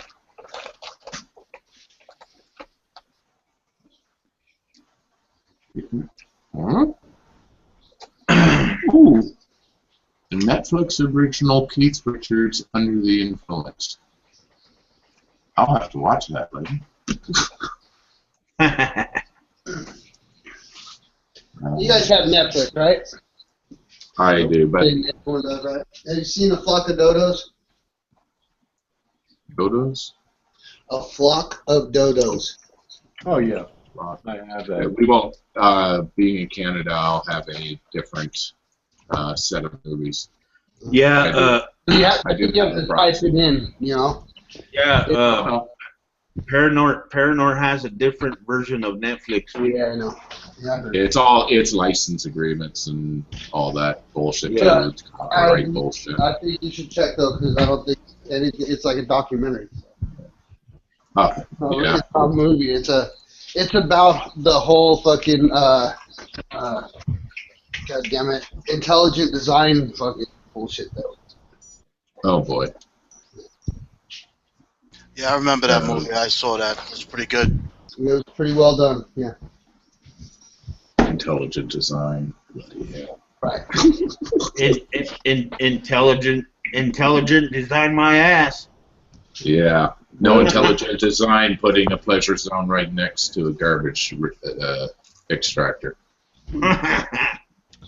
The most powerful meme critical of intelligent design that I saw on Facebook was a kid who was about 8 years old, and he had the legs growing out of his chest of what would have been his twin, and you know that so it didn't properly, of course, when the egg divided or whatever it is divides, embryo, whatever it is, so it only did it in such a way. About absorbing the embryo or something. Yeah, they do a complete separation. But I'm saying he absorbed the other one is what I'm saying. No. Didn't do a complete separation. But anyway, so, go on. I'm sorry. Go on, John. But I just want to say that's got to be the worst I've ever seen like that. It's very, rough to see. But the thing is, the kid actually had a smile on his face, so he's, able to get on with it. But I mean, he actually had legs growing out of his chest. It was pretty, it's pretty startling, of course, to see. Yeah. But the excuse that I hear coming from Christians when it comes to shit like that is that we're filthy sinners, and that's why we have those things. Yeah, God always punishes the innocent. He's good at that. Yeah, very good at that. The story of David, where he disobeyed and he punished his kid or somebody else's kid or something. Look at the stupid Egyptian story, when they were supposed to free the slaves that never were there to begin with, Firstborn. Yeah, the firstborn. Yeah, kill the innocent. It's always kill the innocent. God loves baby soup more so than atheists do. Yep. Or how about that time? Especially with the flood. Or how about that time when that holy dude summoned a fucking bear to kill those 40 kids? Just because they made fun of the fact that he was bald. Interesting enough, it's a very similar story to the Lakotans, the Sioux, with the Pleiades, and what I can't remember the Sioux name for it, but Devil's Tower. There's another. Another thing that doesn't get much attention is Bear Brute, which is the sleeping bear waiting for the sisters to return, who originally scratched the hell out of the mountain before they were taken off into the sky. Yeah, I've been to Bear Brute, and I've seen the Devil's Tower at a distance. Unfortunately, didn't have time to get to both. So, yeah, and it does look like a fucking bear laying down. It's marvelous, really. Cool. Yeah. I plan to get up there. I was going to do that this year, but it didn't work out. Well, make sure you go see both. Okay, Bear Brute as well as the Devil's Tower thing, because they are tied together. In Oregon, Bend in Oregon, there's a rock. It's called Face Rock. It looks like a girl coming up out of the water, and she's looking up, and like, if you were to come out of the water and try and pull your hair back out of your eyes, and just your face was breaking the surface. It looks exactly like that. You can see her chin, her lip, her nose, her eyes, her cheeks, hair, everything.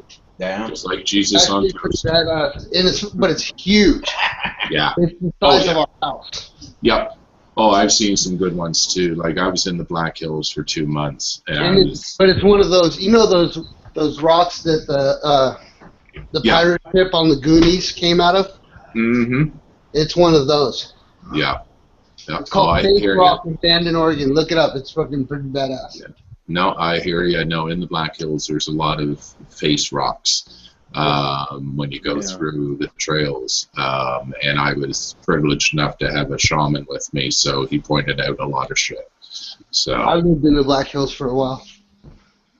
Yeah, if you go around, there are some rocks that even look like presidents. Actually, behind Mount Rush, right behind Mount Rushmore, take the back road, because there is a tall rock. It's about 1 foot thick and about 4 feet wide, but coming at it or looking, back at it, it looks exactly like an erect, circumcised penis. And it's right behind Washington's head. I heard it intentional. No. Mm-hmm. No. Now I was going to tell you something, Can you find a picture of that?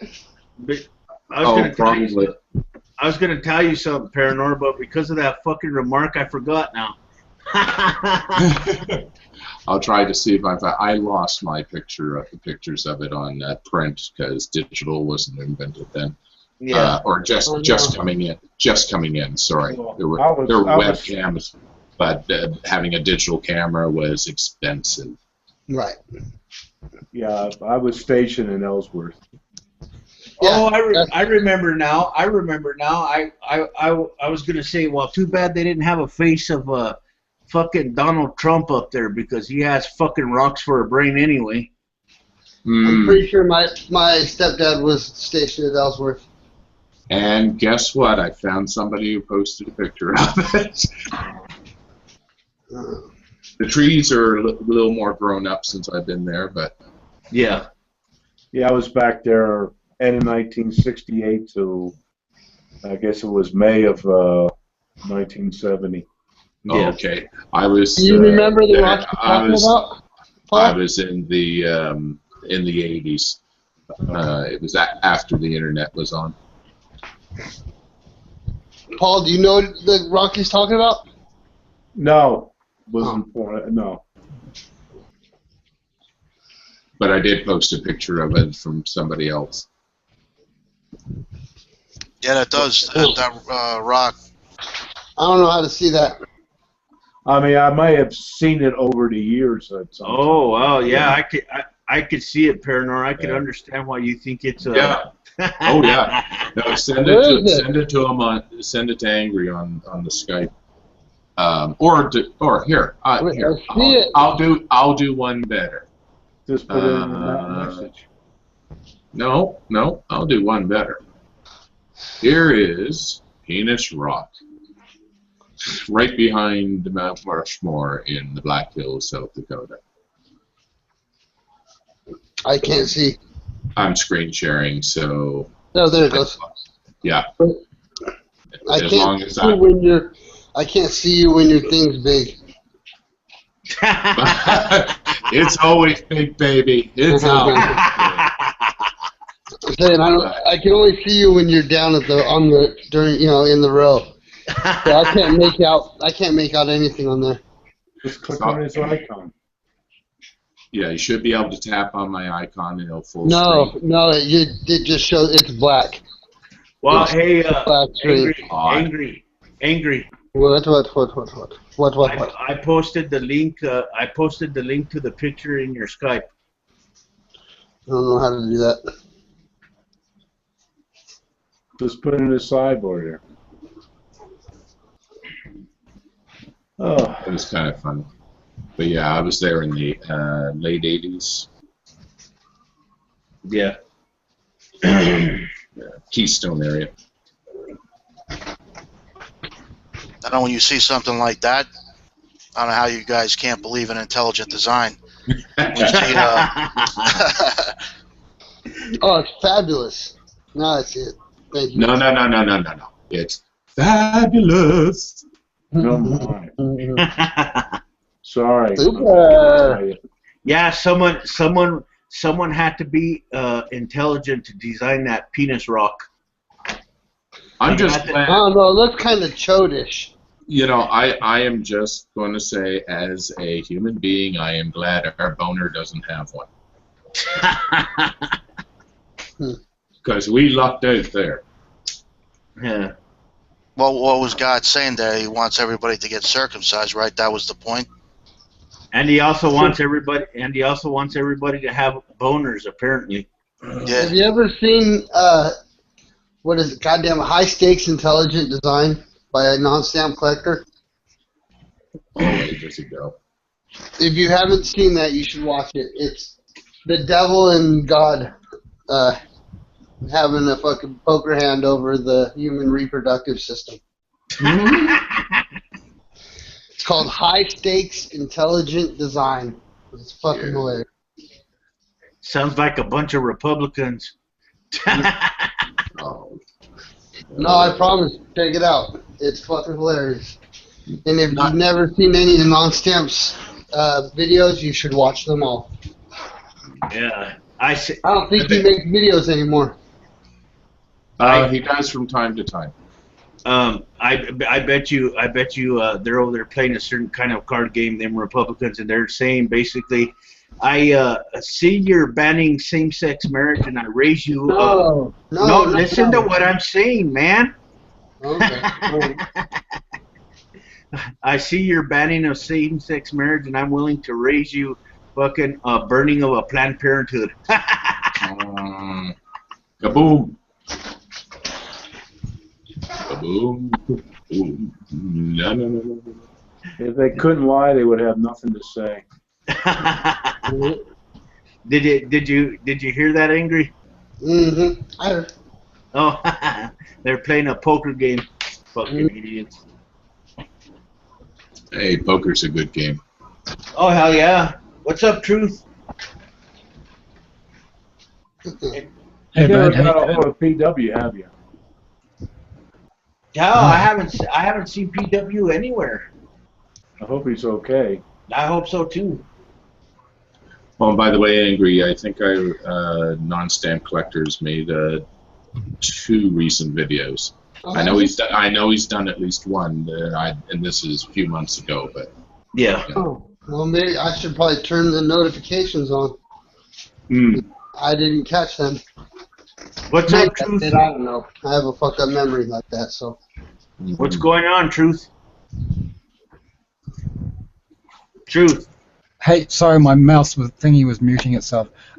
Just been into town and chatted with the finances, and they're giving me the green light for my investment for my business. Right on. Yeah. The reason I don't sound overjoyed is because my kitty's missing, and he's been missing for about over a week now. I'm sort of feeling the worst, and it's fucked up how much something like that can really mess with a man's program. Yeah. Well, they are like the pets are like little children. They are stupid little furry children. Yep. You got it. But they are smart whips too, especially cats. Yeah. Well, he's a ginger Tom, and he's one of those chatty ones where you say hello, Fuff, and he goes wop wop wop. You know, he talks like loves to hear himself and that's His personality. Because that'll kill a cat. Huh? If you let a cat keep its nuts, they'll die. They'll keep wandering off, and they'll get hit by a car. Yeah, well, that's what I think's happened, bro. Yeah. Cut your cat's nuts off, and they don't really leave the yard. Yeah, you're right. Well, not too much, but I mean, yeah, you know. Our cat goes across the street a little bit, but I mean, she does it just to hunt little vermin. You know. Have you guys ever seen the documentary, BBC documentary, The Life of the Cat, or A Day in the Life of a Cat? No. I highly recommend it. It's anybody who's a cat person, I'll say, not necessarily a cat lover, but a cat person. It's amazing what you really don't know about your cat. Oh wow. Yeah. Oh, they've got they have trackers on them. They are, but they're a friendly group to each other. They'll even go into other people's cat owners' homes and eat the food. Yep. Yeah. Yeah, but the bar scene wasn't too good. Mm. Hey, I've got a question for you, Paranor. Would you think that cats are smarter than dogs? Yes. Yeah, but definitely. Yeah, definitely. Dogs are easier to train because it's action, reaction, action, reaction. Cats actually work things out. And dogs constantly want to do something for you, and a cat's like, "What are you going to do for me?" Well, yeah, they also make decisions on action. Did you Much ever, more than dogs. Sorry. Okay, look up on the internet, Diary of a Cat and Dog. Did you ever read that? Oh, no. I think I have. All the little. No, it's real interesting. You got the Diary of the Dog. We're going to play ball, my favorite thing. We're going to do this, my favorite. Everything's its favorite thing. Yeah. You get to the cat, it's the 659th day of my captivity. Mm-hmm. And it goes on from there. But look it up. It's funny.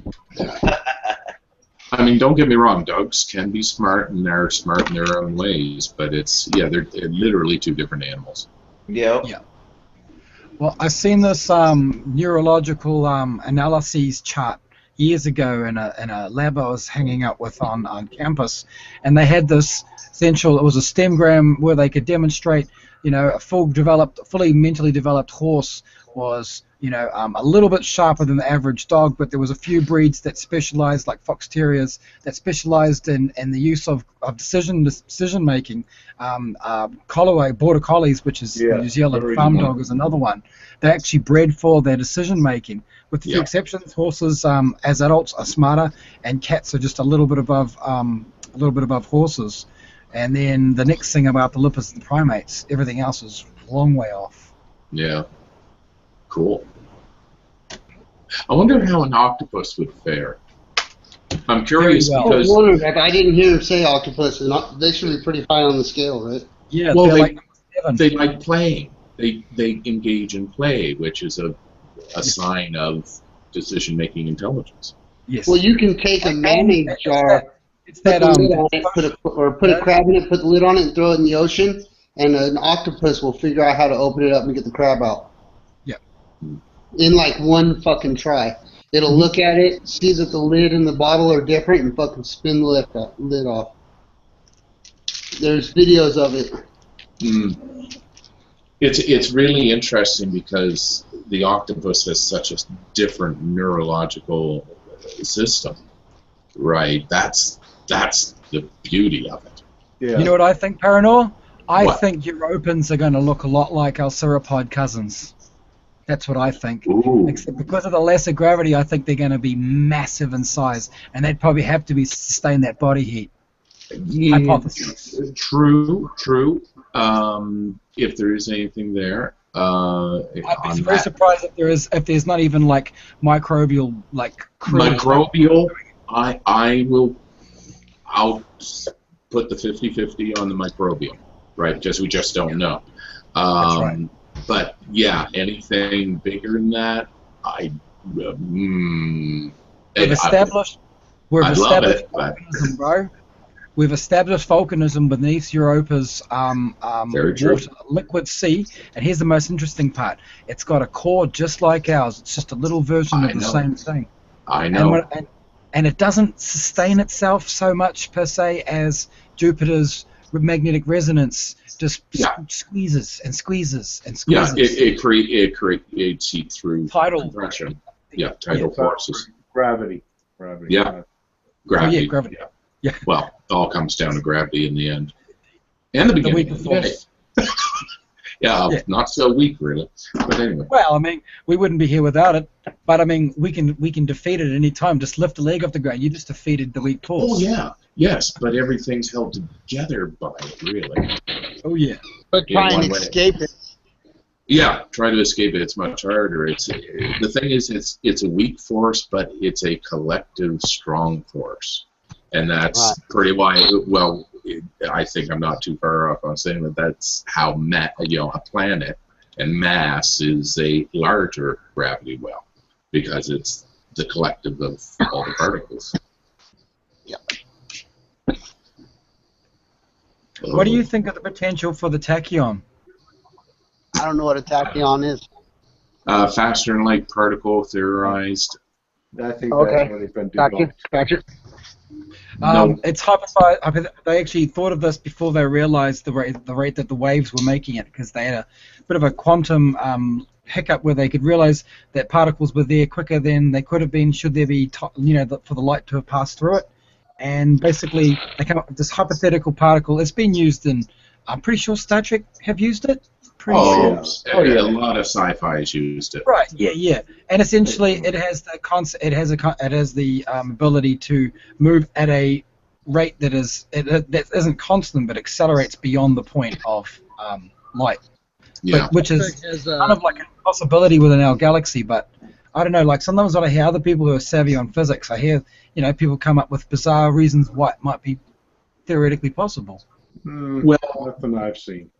You have to realize one thing about mathematics is that you have to remember it's a language. Therefore, some interpretation is required, and those. I mean, I don't have the high level maths, but I understand what maths is about, and the descriptions for these things. I mean, the singularity is just the language breaks down, so we don't know. But the offshoots of things like tachyons can be theorized, but it is a potential, right? And that's where the quantum comes into it, because you have to balance the equation in certain ways, and you have to allow the possibility of breaking the light barrier, even if it's not possible, to be able to understand why it's not possible. I think I said that in a bit of a circle, but that makes actually a lot of sense, yeah, because we're at the limits of what we can understand at the edge of light, and yet we can see there's more matter out there beyond what should be the beginning of light. So we're going to come up with new ways of explaining this. But you know what? This is one of the areas I can say comfortably, I don't know, and that's okay. Well, for myself, I've concluded that time is an illusionary state, that there is no movement of it. Right. That's right. No gods in the heavens, but those which we write there. Well, sort of. But yeah, time is a progression of cause and effect. It's not that there is a dimension of time as where it can be moved. There is only one moment, and it's just continually updating type thing. The illusion for us of time is because we have memory. That's it. Yes and no, but then you get into Einstein's thing, and they start, you can use time as a dimension.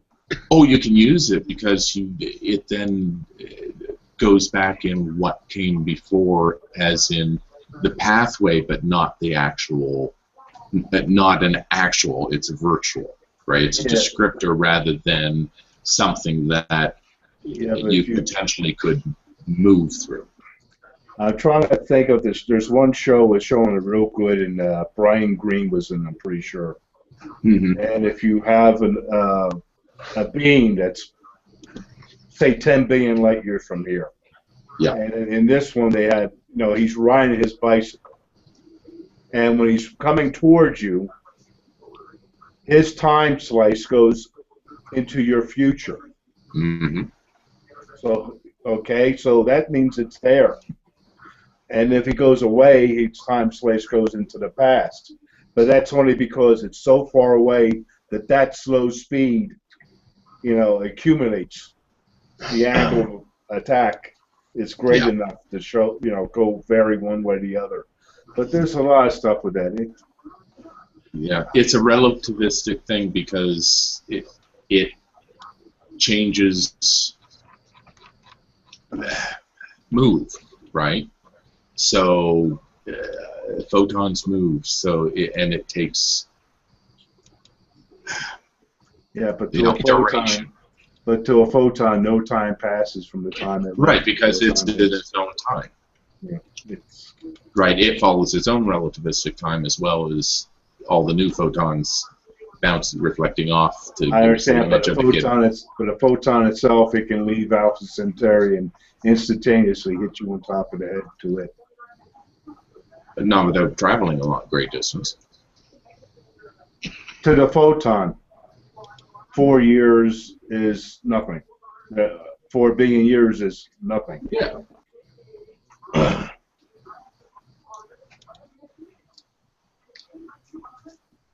Cover a lot of ground fast, it seems to me. Excuse me? It seems like it could cover a lot of ground pretty fast. No, it's not that. It's that since it's going at the speed of light, time has stopped. Oh, okay. For it. For it. Yeah. Okay, I see what you're getting at now. Oh, okay. I get you. Yeah. So. For the photon, there is no time. Yeah, in that wording, I definitely agree with you. Yeah.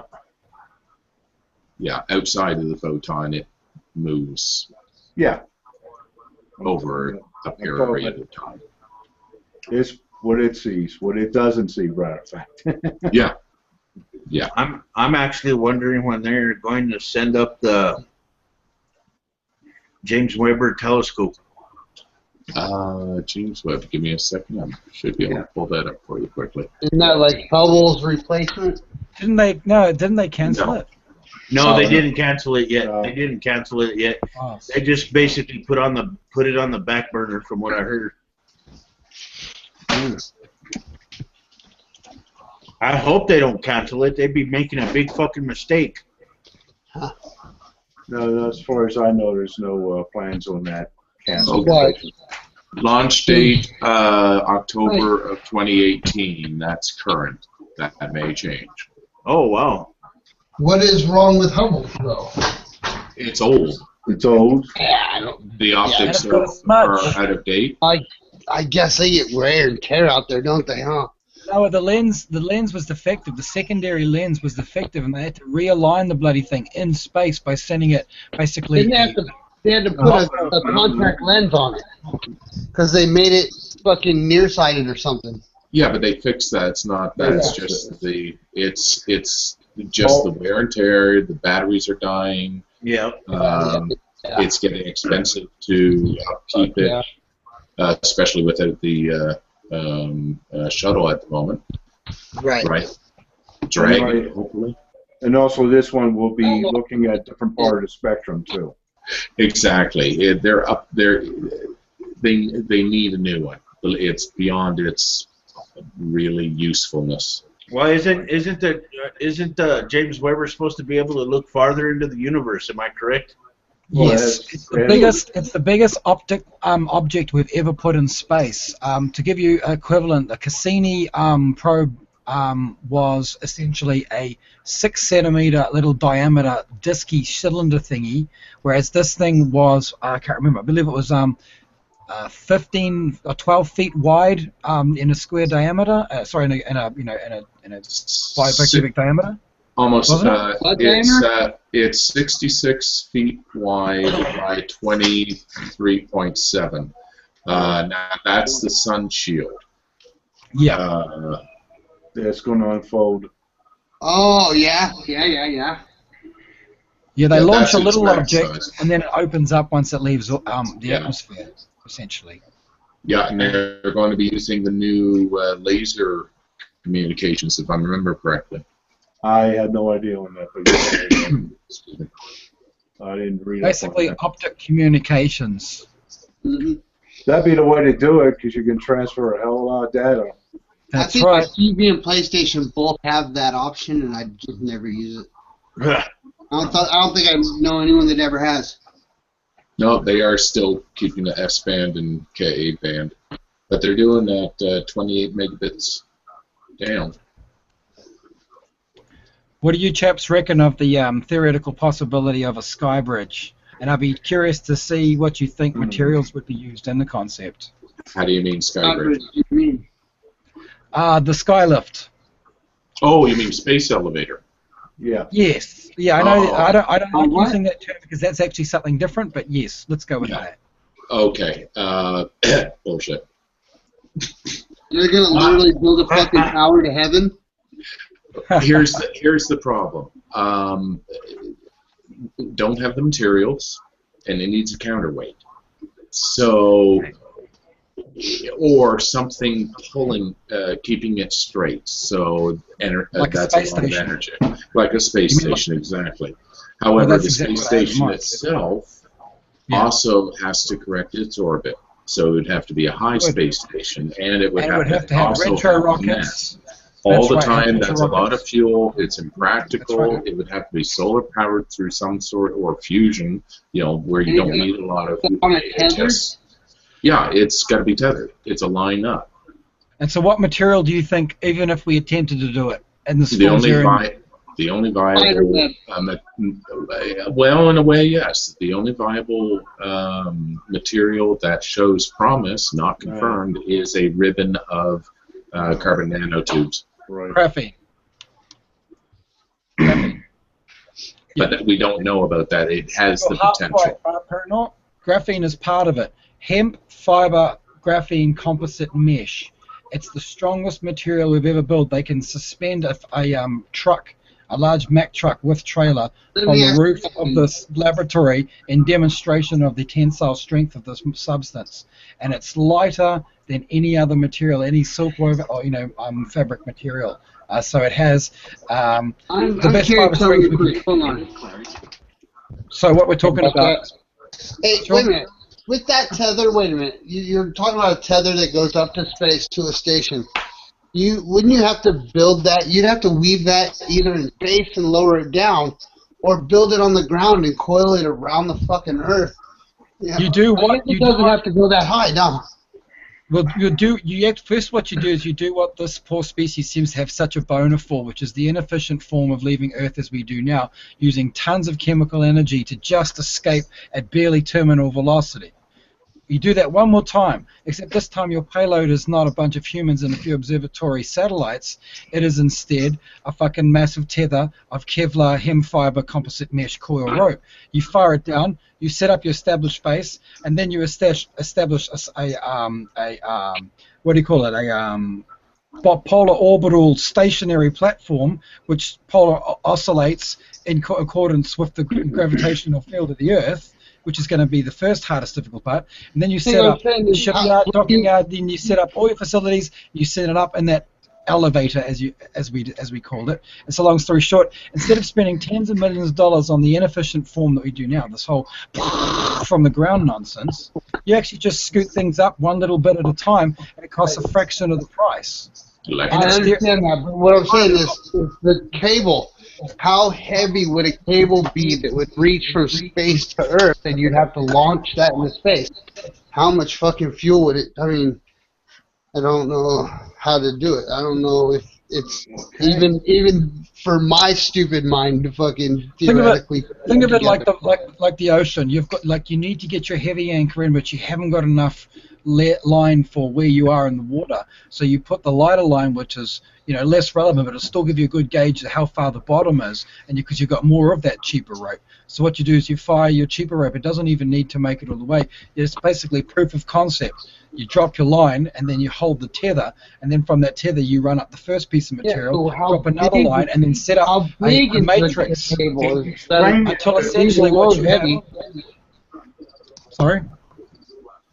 Oh, he's yelling at me to not ask the question that you're not answering. No, he's working at it. You've got to give him time to do the whole explanation. Yeah. I'm saying the size of it. How big would it be? Would it fit in a rocket? No, he's explaining. Dude, please go ahead, Paul. I think you got it.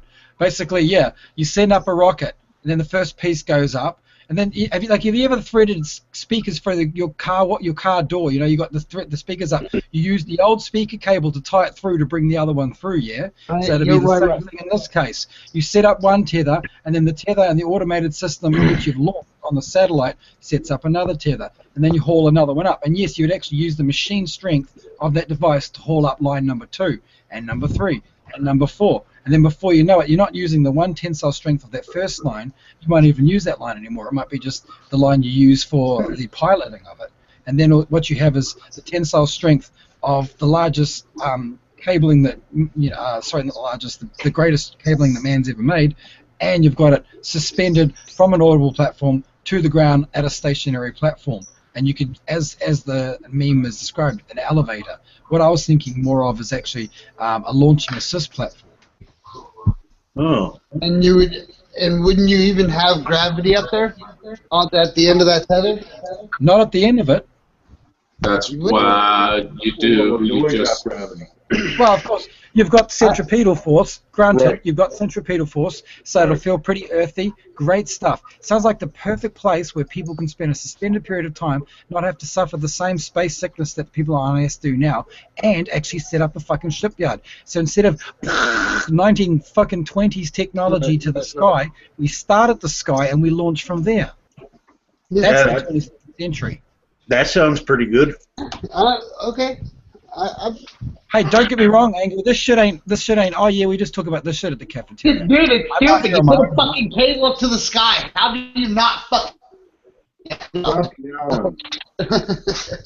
Have you ever seen graphene and the strength that the individual nano carbon filament tubes can sustain? And then you've ever seen what a hemp fiber composite can do? Like, most of the highest quality Kevlar in the world has hemp fiber composites. Most of the world's greatest sports cars have hemp fiber composite panels for obvious reasons. There's a reason that big industry is clicking on, the rest of us remaining in the dark. And when NASA talks about special organic material coating on that circular dish they launched a couple of months ago, it's hemp fiber. It's government-controlled and produced hemp fiber, except they call it a special organic product. Because they can't be honest with the public. It's ridiculous. Here's the one thing, though.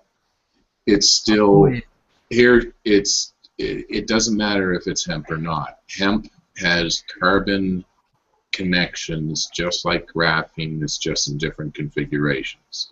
Yes, it's the carbon. Graphene, we can't build beyond a large. We can't build. I think it's more than 25 centimeters. Exactly. They're still trying to figure out how to produce this shit in mass quantities. They can't. So hemp is the cheapest alternative for the moment.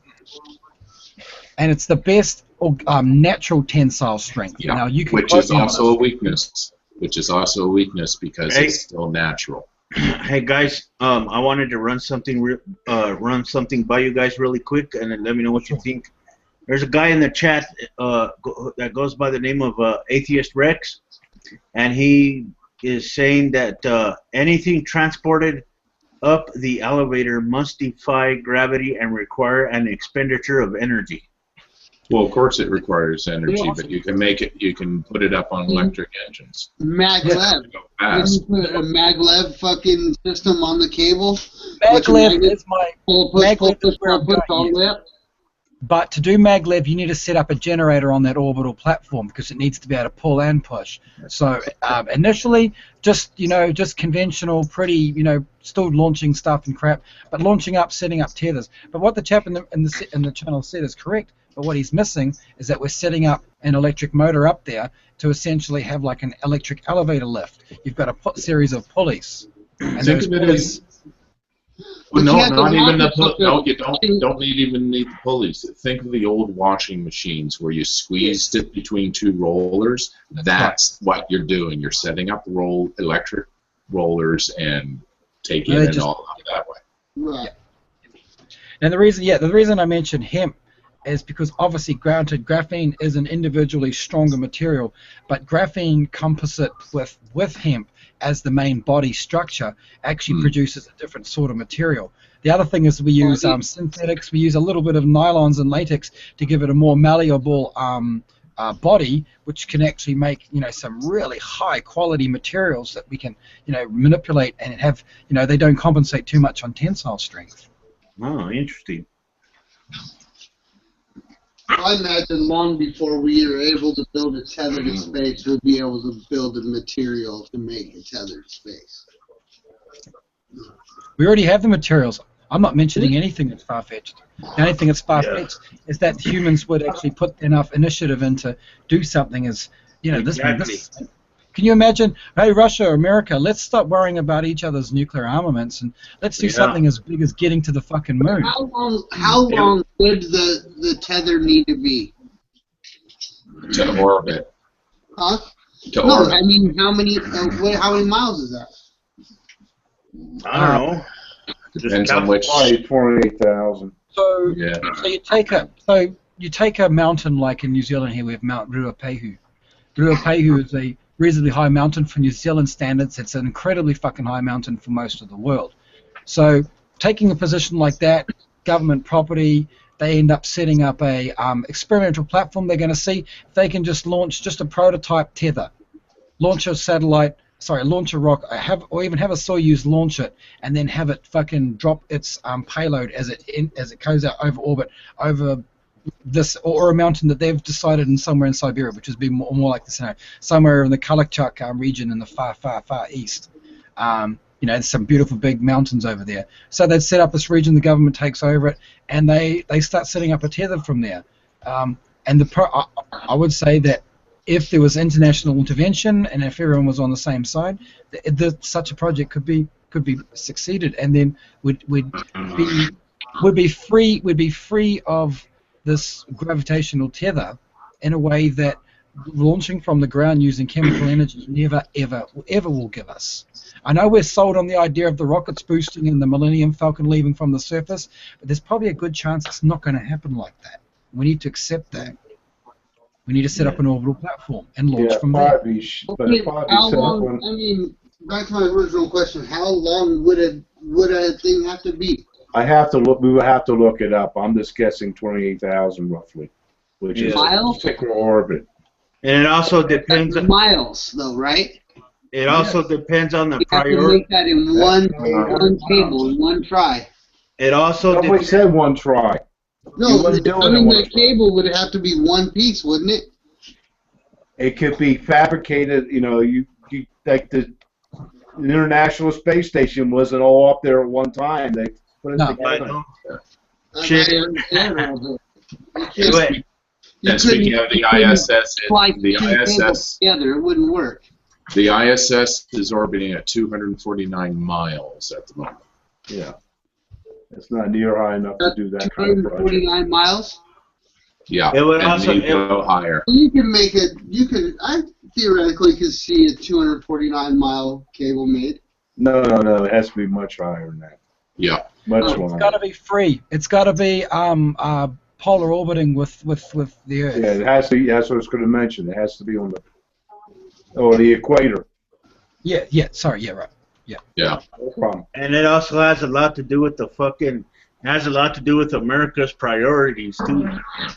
Well, probably the best place would be a place like one of the little islands, because if that tether ever snapped and fell, you'd want the ocean there, so there'd be less casualties. Yeah. Here's something else that Atheist Rex said that I think is interesting. He said that the orbital anchor would need massive station-keeping capabilities. Anything sent up the tether would pull the station down. Yep. Which is why you get it. Which is why you would end up needing essentially a reckless suspension system where the tether would actually, you'd sort of allow it to capture as much centripetal force as it can, which would essentially create a downward centered force. But when force comes back up the pulley, provided that force doesn't isn't equal or greater than what the tether is capable of pushing the satellite away from the orbit at, plus you'd have a set of retro rockets to sustain that orbital permanence. That would probably compensate for that, I would guess. Again, I'm only hypothesizing. I'm just trying to keep myself off my missile. Anybody working on this stuff would be looking at all the angles. Yeah. Oh yeah. And it would probably be They're just going to go, oh, we're just going to throw it up there, and there it goes. No. Probably be more feasible. It would probably be more feasible and correct a lot of the problems they're talking about. Atheist Rex was mentioning, by making it a band rather than just a single ribbon, and having both the orbital station and the ground station pushing the band, and the whatever went up would clamp to the band and be carried up. Yeah. Right? That way you could counter. Yeah, I can say, all you have to try to do is go to some site. I'm sure somebody has something posted that has some credibility behind them. Yeah. Yeah, I'm not an engineering type person. I'm a sciencey type person. I need more engineering people's input so you can critique and pull it all down and go, look, that's not going to fit there. Give me that. That's not heavy enough to support that. That's right. That's the evaluation process. But I think it's highly feasible, and I think this whole bloody rocket fuel obsession, this whole chemical energy obsession, we've got to get over our boner for fucking chemical energy. Well, right now we have no choice because we don't have we really do. We don't have the other thing yet. We don't. We don't have the other yet. Until such time, there's no other way. Well, I disagree there. No, I'm sure they're checking in on it, but until you make that, you got to use the rocket fuel. Yeah. Believe me, they would like to get rid of that too. That's a big expense. I mean, you can say the same thing about solar and wind and all that power. We wouldn't be able to get those working without using the fossil fuels to begin with. That's only because we've become inherently dependent, and it's kind of a, I hate the whole conspiracy nonsense, but there is a confirmation bias when it comes to hemp vis-a-vis marijuana. And that stigma, which has been instituted by Bernays and all his little chums since the late 1920s, never mind hemp for victory 1941, the New Zealand government, the American government, and all our satellites, Canada, America, Australia, following suit, decriminalizing for a paperclip. And essentially what it's done is it gave Big Oil the go-ahead, because Big Oil and Big Timber and Big Rubber knew from their own fucking research and development with DuPont that hemp could actually substitute a plastic, a clothing material, and a petroleum-based product at an easier, cheaper cost, land mass, and production value than does crude oil, but they needed to create a need for the crude oil, and so they paper-clipped hemp out of the fucking industrial existence. And what we've had is this 80-year-long smear campaign, marijuana vis-a-vis hemp and all this, the brown people are coming from across the border and they're going to turn your daughters into hemp-smoking evil people and all that reefer madness nonsense. This is, we're of a more enlightened era than our parents, but our parents brought it up, and to a certain extent, even us most enlightened people still automatically disevaluate cannabis, hemp, as a viable petroleum product, as a viable building product, as a viable clothing product, and it is superior to the existing products in every one of those categories, and I can prove that. I live in a state that legalized it, so. Congratulations. Hey, Just happened to move here. it's going to be federal, I think, and then hemp will be everything. Maybe, I don't know. I see what you're saying about the I'm not overplaying it, guys. This is the honest truth.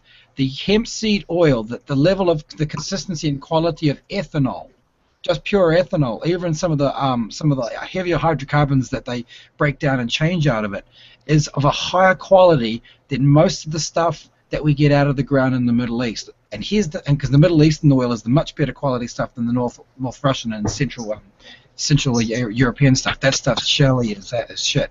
But the bottom line is that as long as we create a need, and as long as we allow ourselves to have a dollar value which is based on the barrel price of crude oil, we are going to be dependent. You're darn right we are. But we created this dependence. It's not like we can, let go of the teat anytime soon. We actually can. We really, really can.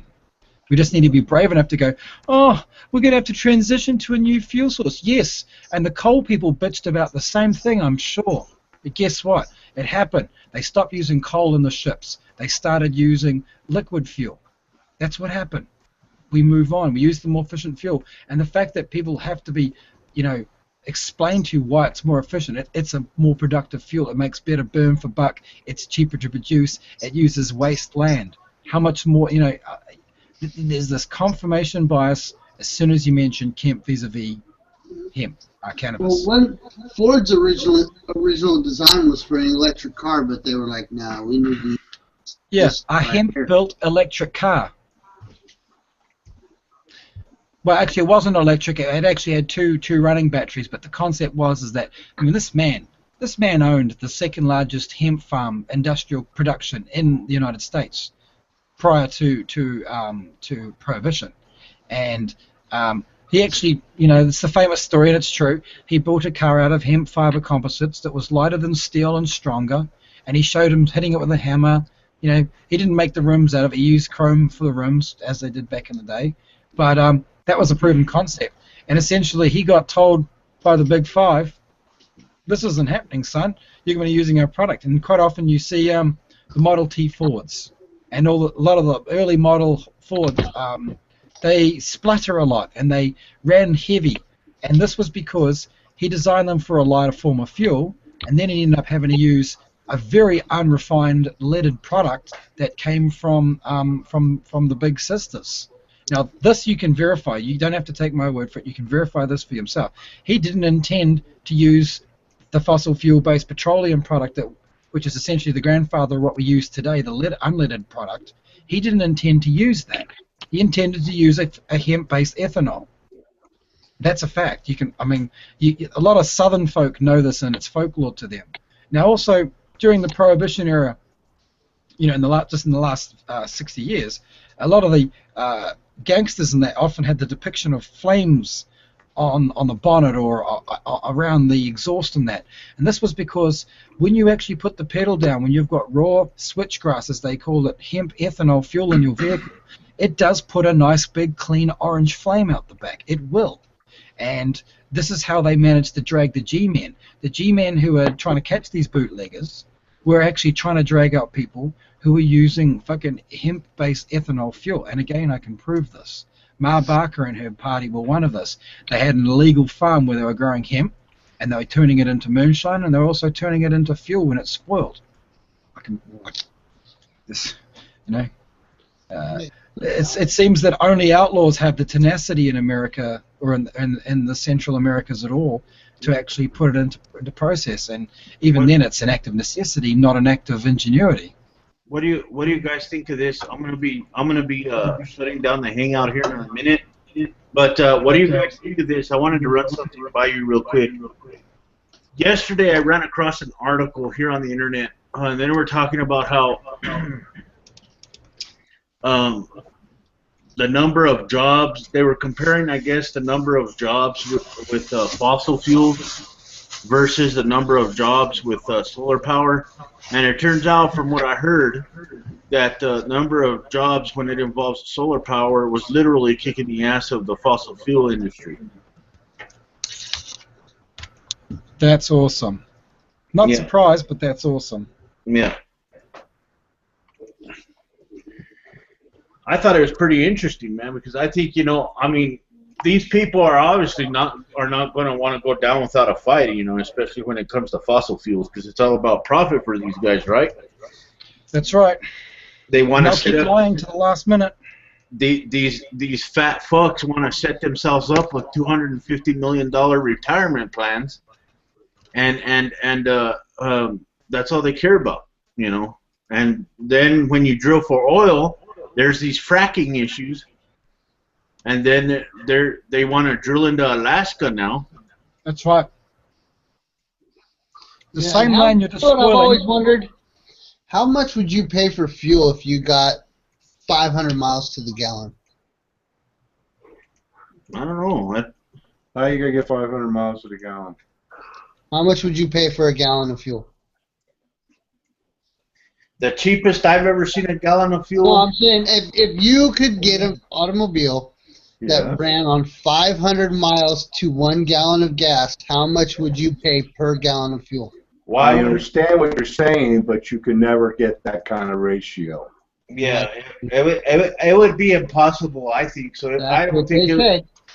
No, that's not what they say. You can figure out the kinetic energy of a gallon of gas. But my parents' 1991 Ford Escort gets the same gas mileage as my sister's 2012 Cobalt. Because there's only so much energy in a gallon of gas. Yeah, and it depends on the size of the part. Help me out here, Paul. Wouldn't it be fair if I said the size of the engine or the size of... Whatever. You got to go through air, and that's friction. You got tire friction. You got friction of the engine. You got friction of the transmission. There's just no way to make it more optimal than... After a while, you're hitting the limit. You are hitting the limit. Simple as that. Yeah, I think the only way you can get more out is like what they have now with the battery system, that stuff, because you don't have a big engine with a lot of friction internally. And you're just charging the batteries, right? Well, regardless, you don't need a big engine to do that, so it could be more efficient because you have less drag. A big piston takes up, drags a lot in there. That's a lot of energy. The all the engine parts add up to wasted energy. That's right. Which is why the better performing electric engines will beat just about every single fossil fuel burning engine in the world up to dot. Electromagnetic engine just has the potential for acceleration, and quite frankly, that's where the future of the starter motors, the accelerator is at. Yeah. But I always get a kick out of these people who would say, "Oh, we should be able to get 500 miles, 100 miles to the gallon." It ain't going to work because there ain't that much energy in a gallon of gas. Yeah. Well, more to the point, Paul, is the majority of the engines, even the most efficient Nissan and that, they don't burn the fuel efficiently enough. I think it's something like 25 or 27% of the fuel in the most efficient cars in the world burn the actual premium unleaded 96 high-octane fuel. That's ridiculous. I understand it, but don't forget, that's because of the way the engine's designed to begin with. Most of your heat is going out the damn tailpipe, and that's all wasted energy. Yeah. That's the design of it. So if you can have a smaller engine that's a lot more efficient charging up, don't forget when you charge up the battery, you lose efficiency because it takes energy. You're losing energy to convert to electrical power. How efficient is that battery? And but you can get still, what's it, 40, 50 miles a gallon? But it's no 500. Well, yeah, no, I think I was telling you the other day, Paul. I'm not sure. Let me know. The last job I had. I was working for a security company, and they have a fleet of hybrids. Okay, they don't use other cars. They just use strictly hybrids. And I drove one that had 50 miles to a gallon. Yeah, like I say, that's within the range of being able to be done. I'm just saying when they start talking the hundreds of miles a gallon, no, it's just we don't have 100% efficiency to change one energy into another energy. Not energy per se. Here's my argument, Paul. Because we already know the ethanol engine, the alcohol burning drag stars and that, their burnout, that's a much cleaner burning fuel. Much cleaner burning fuel with the same color, the same piston strength in the same engine. So if you're using a fuel we can get more clean burning out of, you actually have a more. Well, I'll tell you the one right away. Hydrogen. What's that? Hydrogen. Well, that's going all the way. I was still thinking of stuff. But hydrogen is not a bad deal because what are you doing? You got to find an efficient way of breaking water down into oxygen and hydrogen. That's right. Yeah. Electrolysis. Yeah. Right, but like I say, but it's not the most efficient right now. I think they're working on that. Yeah. You find a catalyst to help with that, break down. Paul, what do you reckon if we really did it, we could probably have cars running on distilled water in 10 years. If we really put that much work into making distilled water. You don't think so? You're not going to burn water. You got to break it down into oxygen and hydrogen. Yeah, I know, but that's what you put. You put water in the car, and then your engine would break it down and burn it. No, that's not how it works. No, you're not going to break it. Why wouldn't it? Oh God, it's like you don't laugh off a fucking cable to space, but making fucking hydrogen and oxygen out of water is fucking too far-fetched. Not for the engine. Really? All right, I guess. Wait. Can you ever stop so a person can answer you? I said 9 fucking. Angry. You should change to calm. Okay, don't Smoke a fatty. But what? No. You're not have to change my whole name and everything. No. Like you're gonna put water in the car. So what's going to break it down in the car? The engine is not going to do it. Well, there's something in the engine, not the engine itself. I'm saying there is going to be something between the water tank and the engine that might run off the energy from the engine, like a fuel pump type thing. It takes energy to break the bond of the hydrogen, the water. You have to have an input of converter. Energy. No, you have to have a energy source to break it down. Sure. Where are you going to get that in the car? You burn the fucking. You use some of the hydrogen to burn the thing to make the energy for that. I don't get how. Because you always. It's called perpetual motion. It's fucking simple. Perpetual motion is a. It's fucking easy. Perpetual motion is no such thing. It's simple. No, it is simple. It's simple. Been done already by. I was just saying, but I'm saying a cable to space is fucking that's all right, but being able to make hydrogen and oxygen out of water is too far-fetched for you. I understand. No. How it works.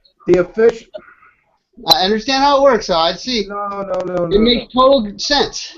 No. You would have a factory or a processing place. Why couldn't you do it in the car? Produces the hydrogen. I'm not saying we have the shit to do it right now, but I'm saying if we really put fucking effort into it, we could figure out a fucking way to. No, some parts of physics you just can't change because that's why it's physics. I mean, it's like gravity. No matter what you're going to do, it's there. Are you talking about HHO gas production, Angry? Is that what you're talking about? I don't know what the fuck I'm talking. I ain't able to make a hydrogen burning car. I'm saying taking a car, you put water in it, and then the water flows up to a thing that splits the water at the molecular level into hydrogen and oxygen, and then feeds it back into the engine in a combustible. I mean, theoretically, I'm just saying, don't shake your head. Stop shaking your head and just I was listen. going to shake my Put head it back because you together need energy and to fire do it that.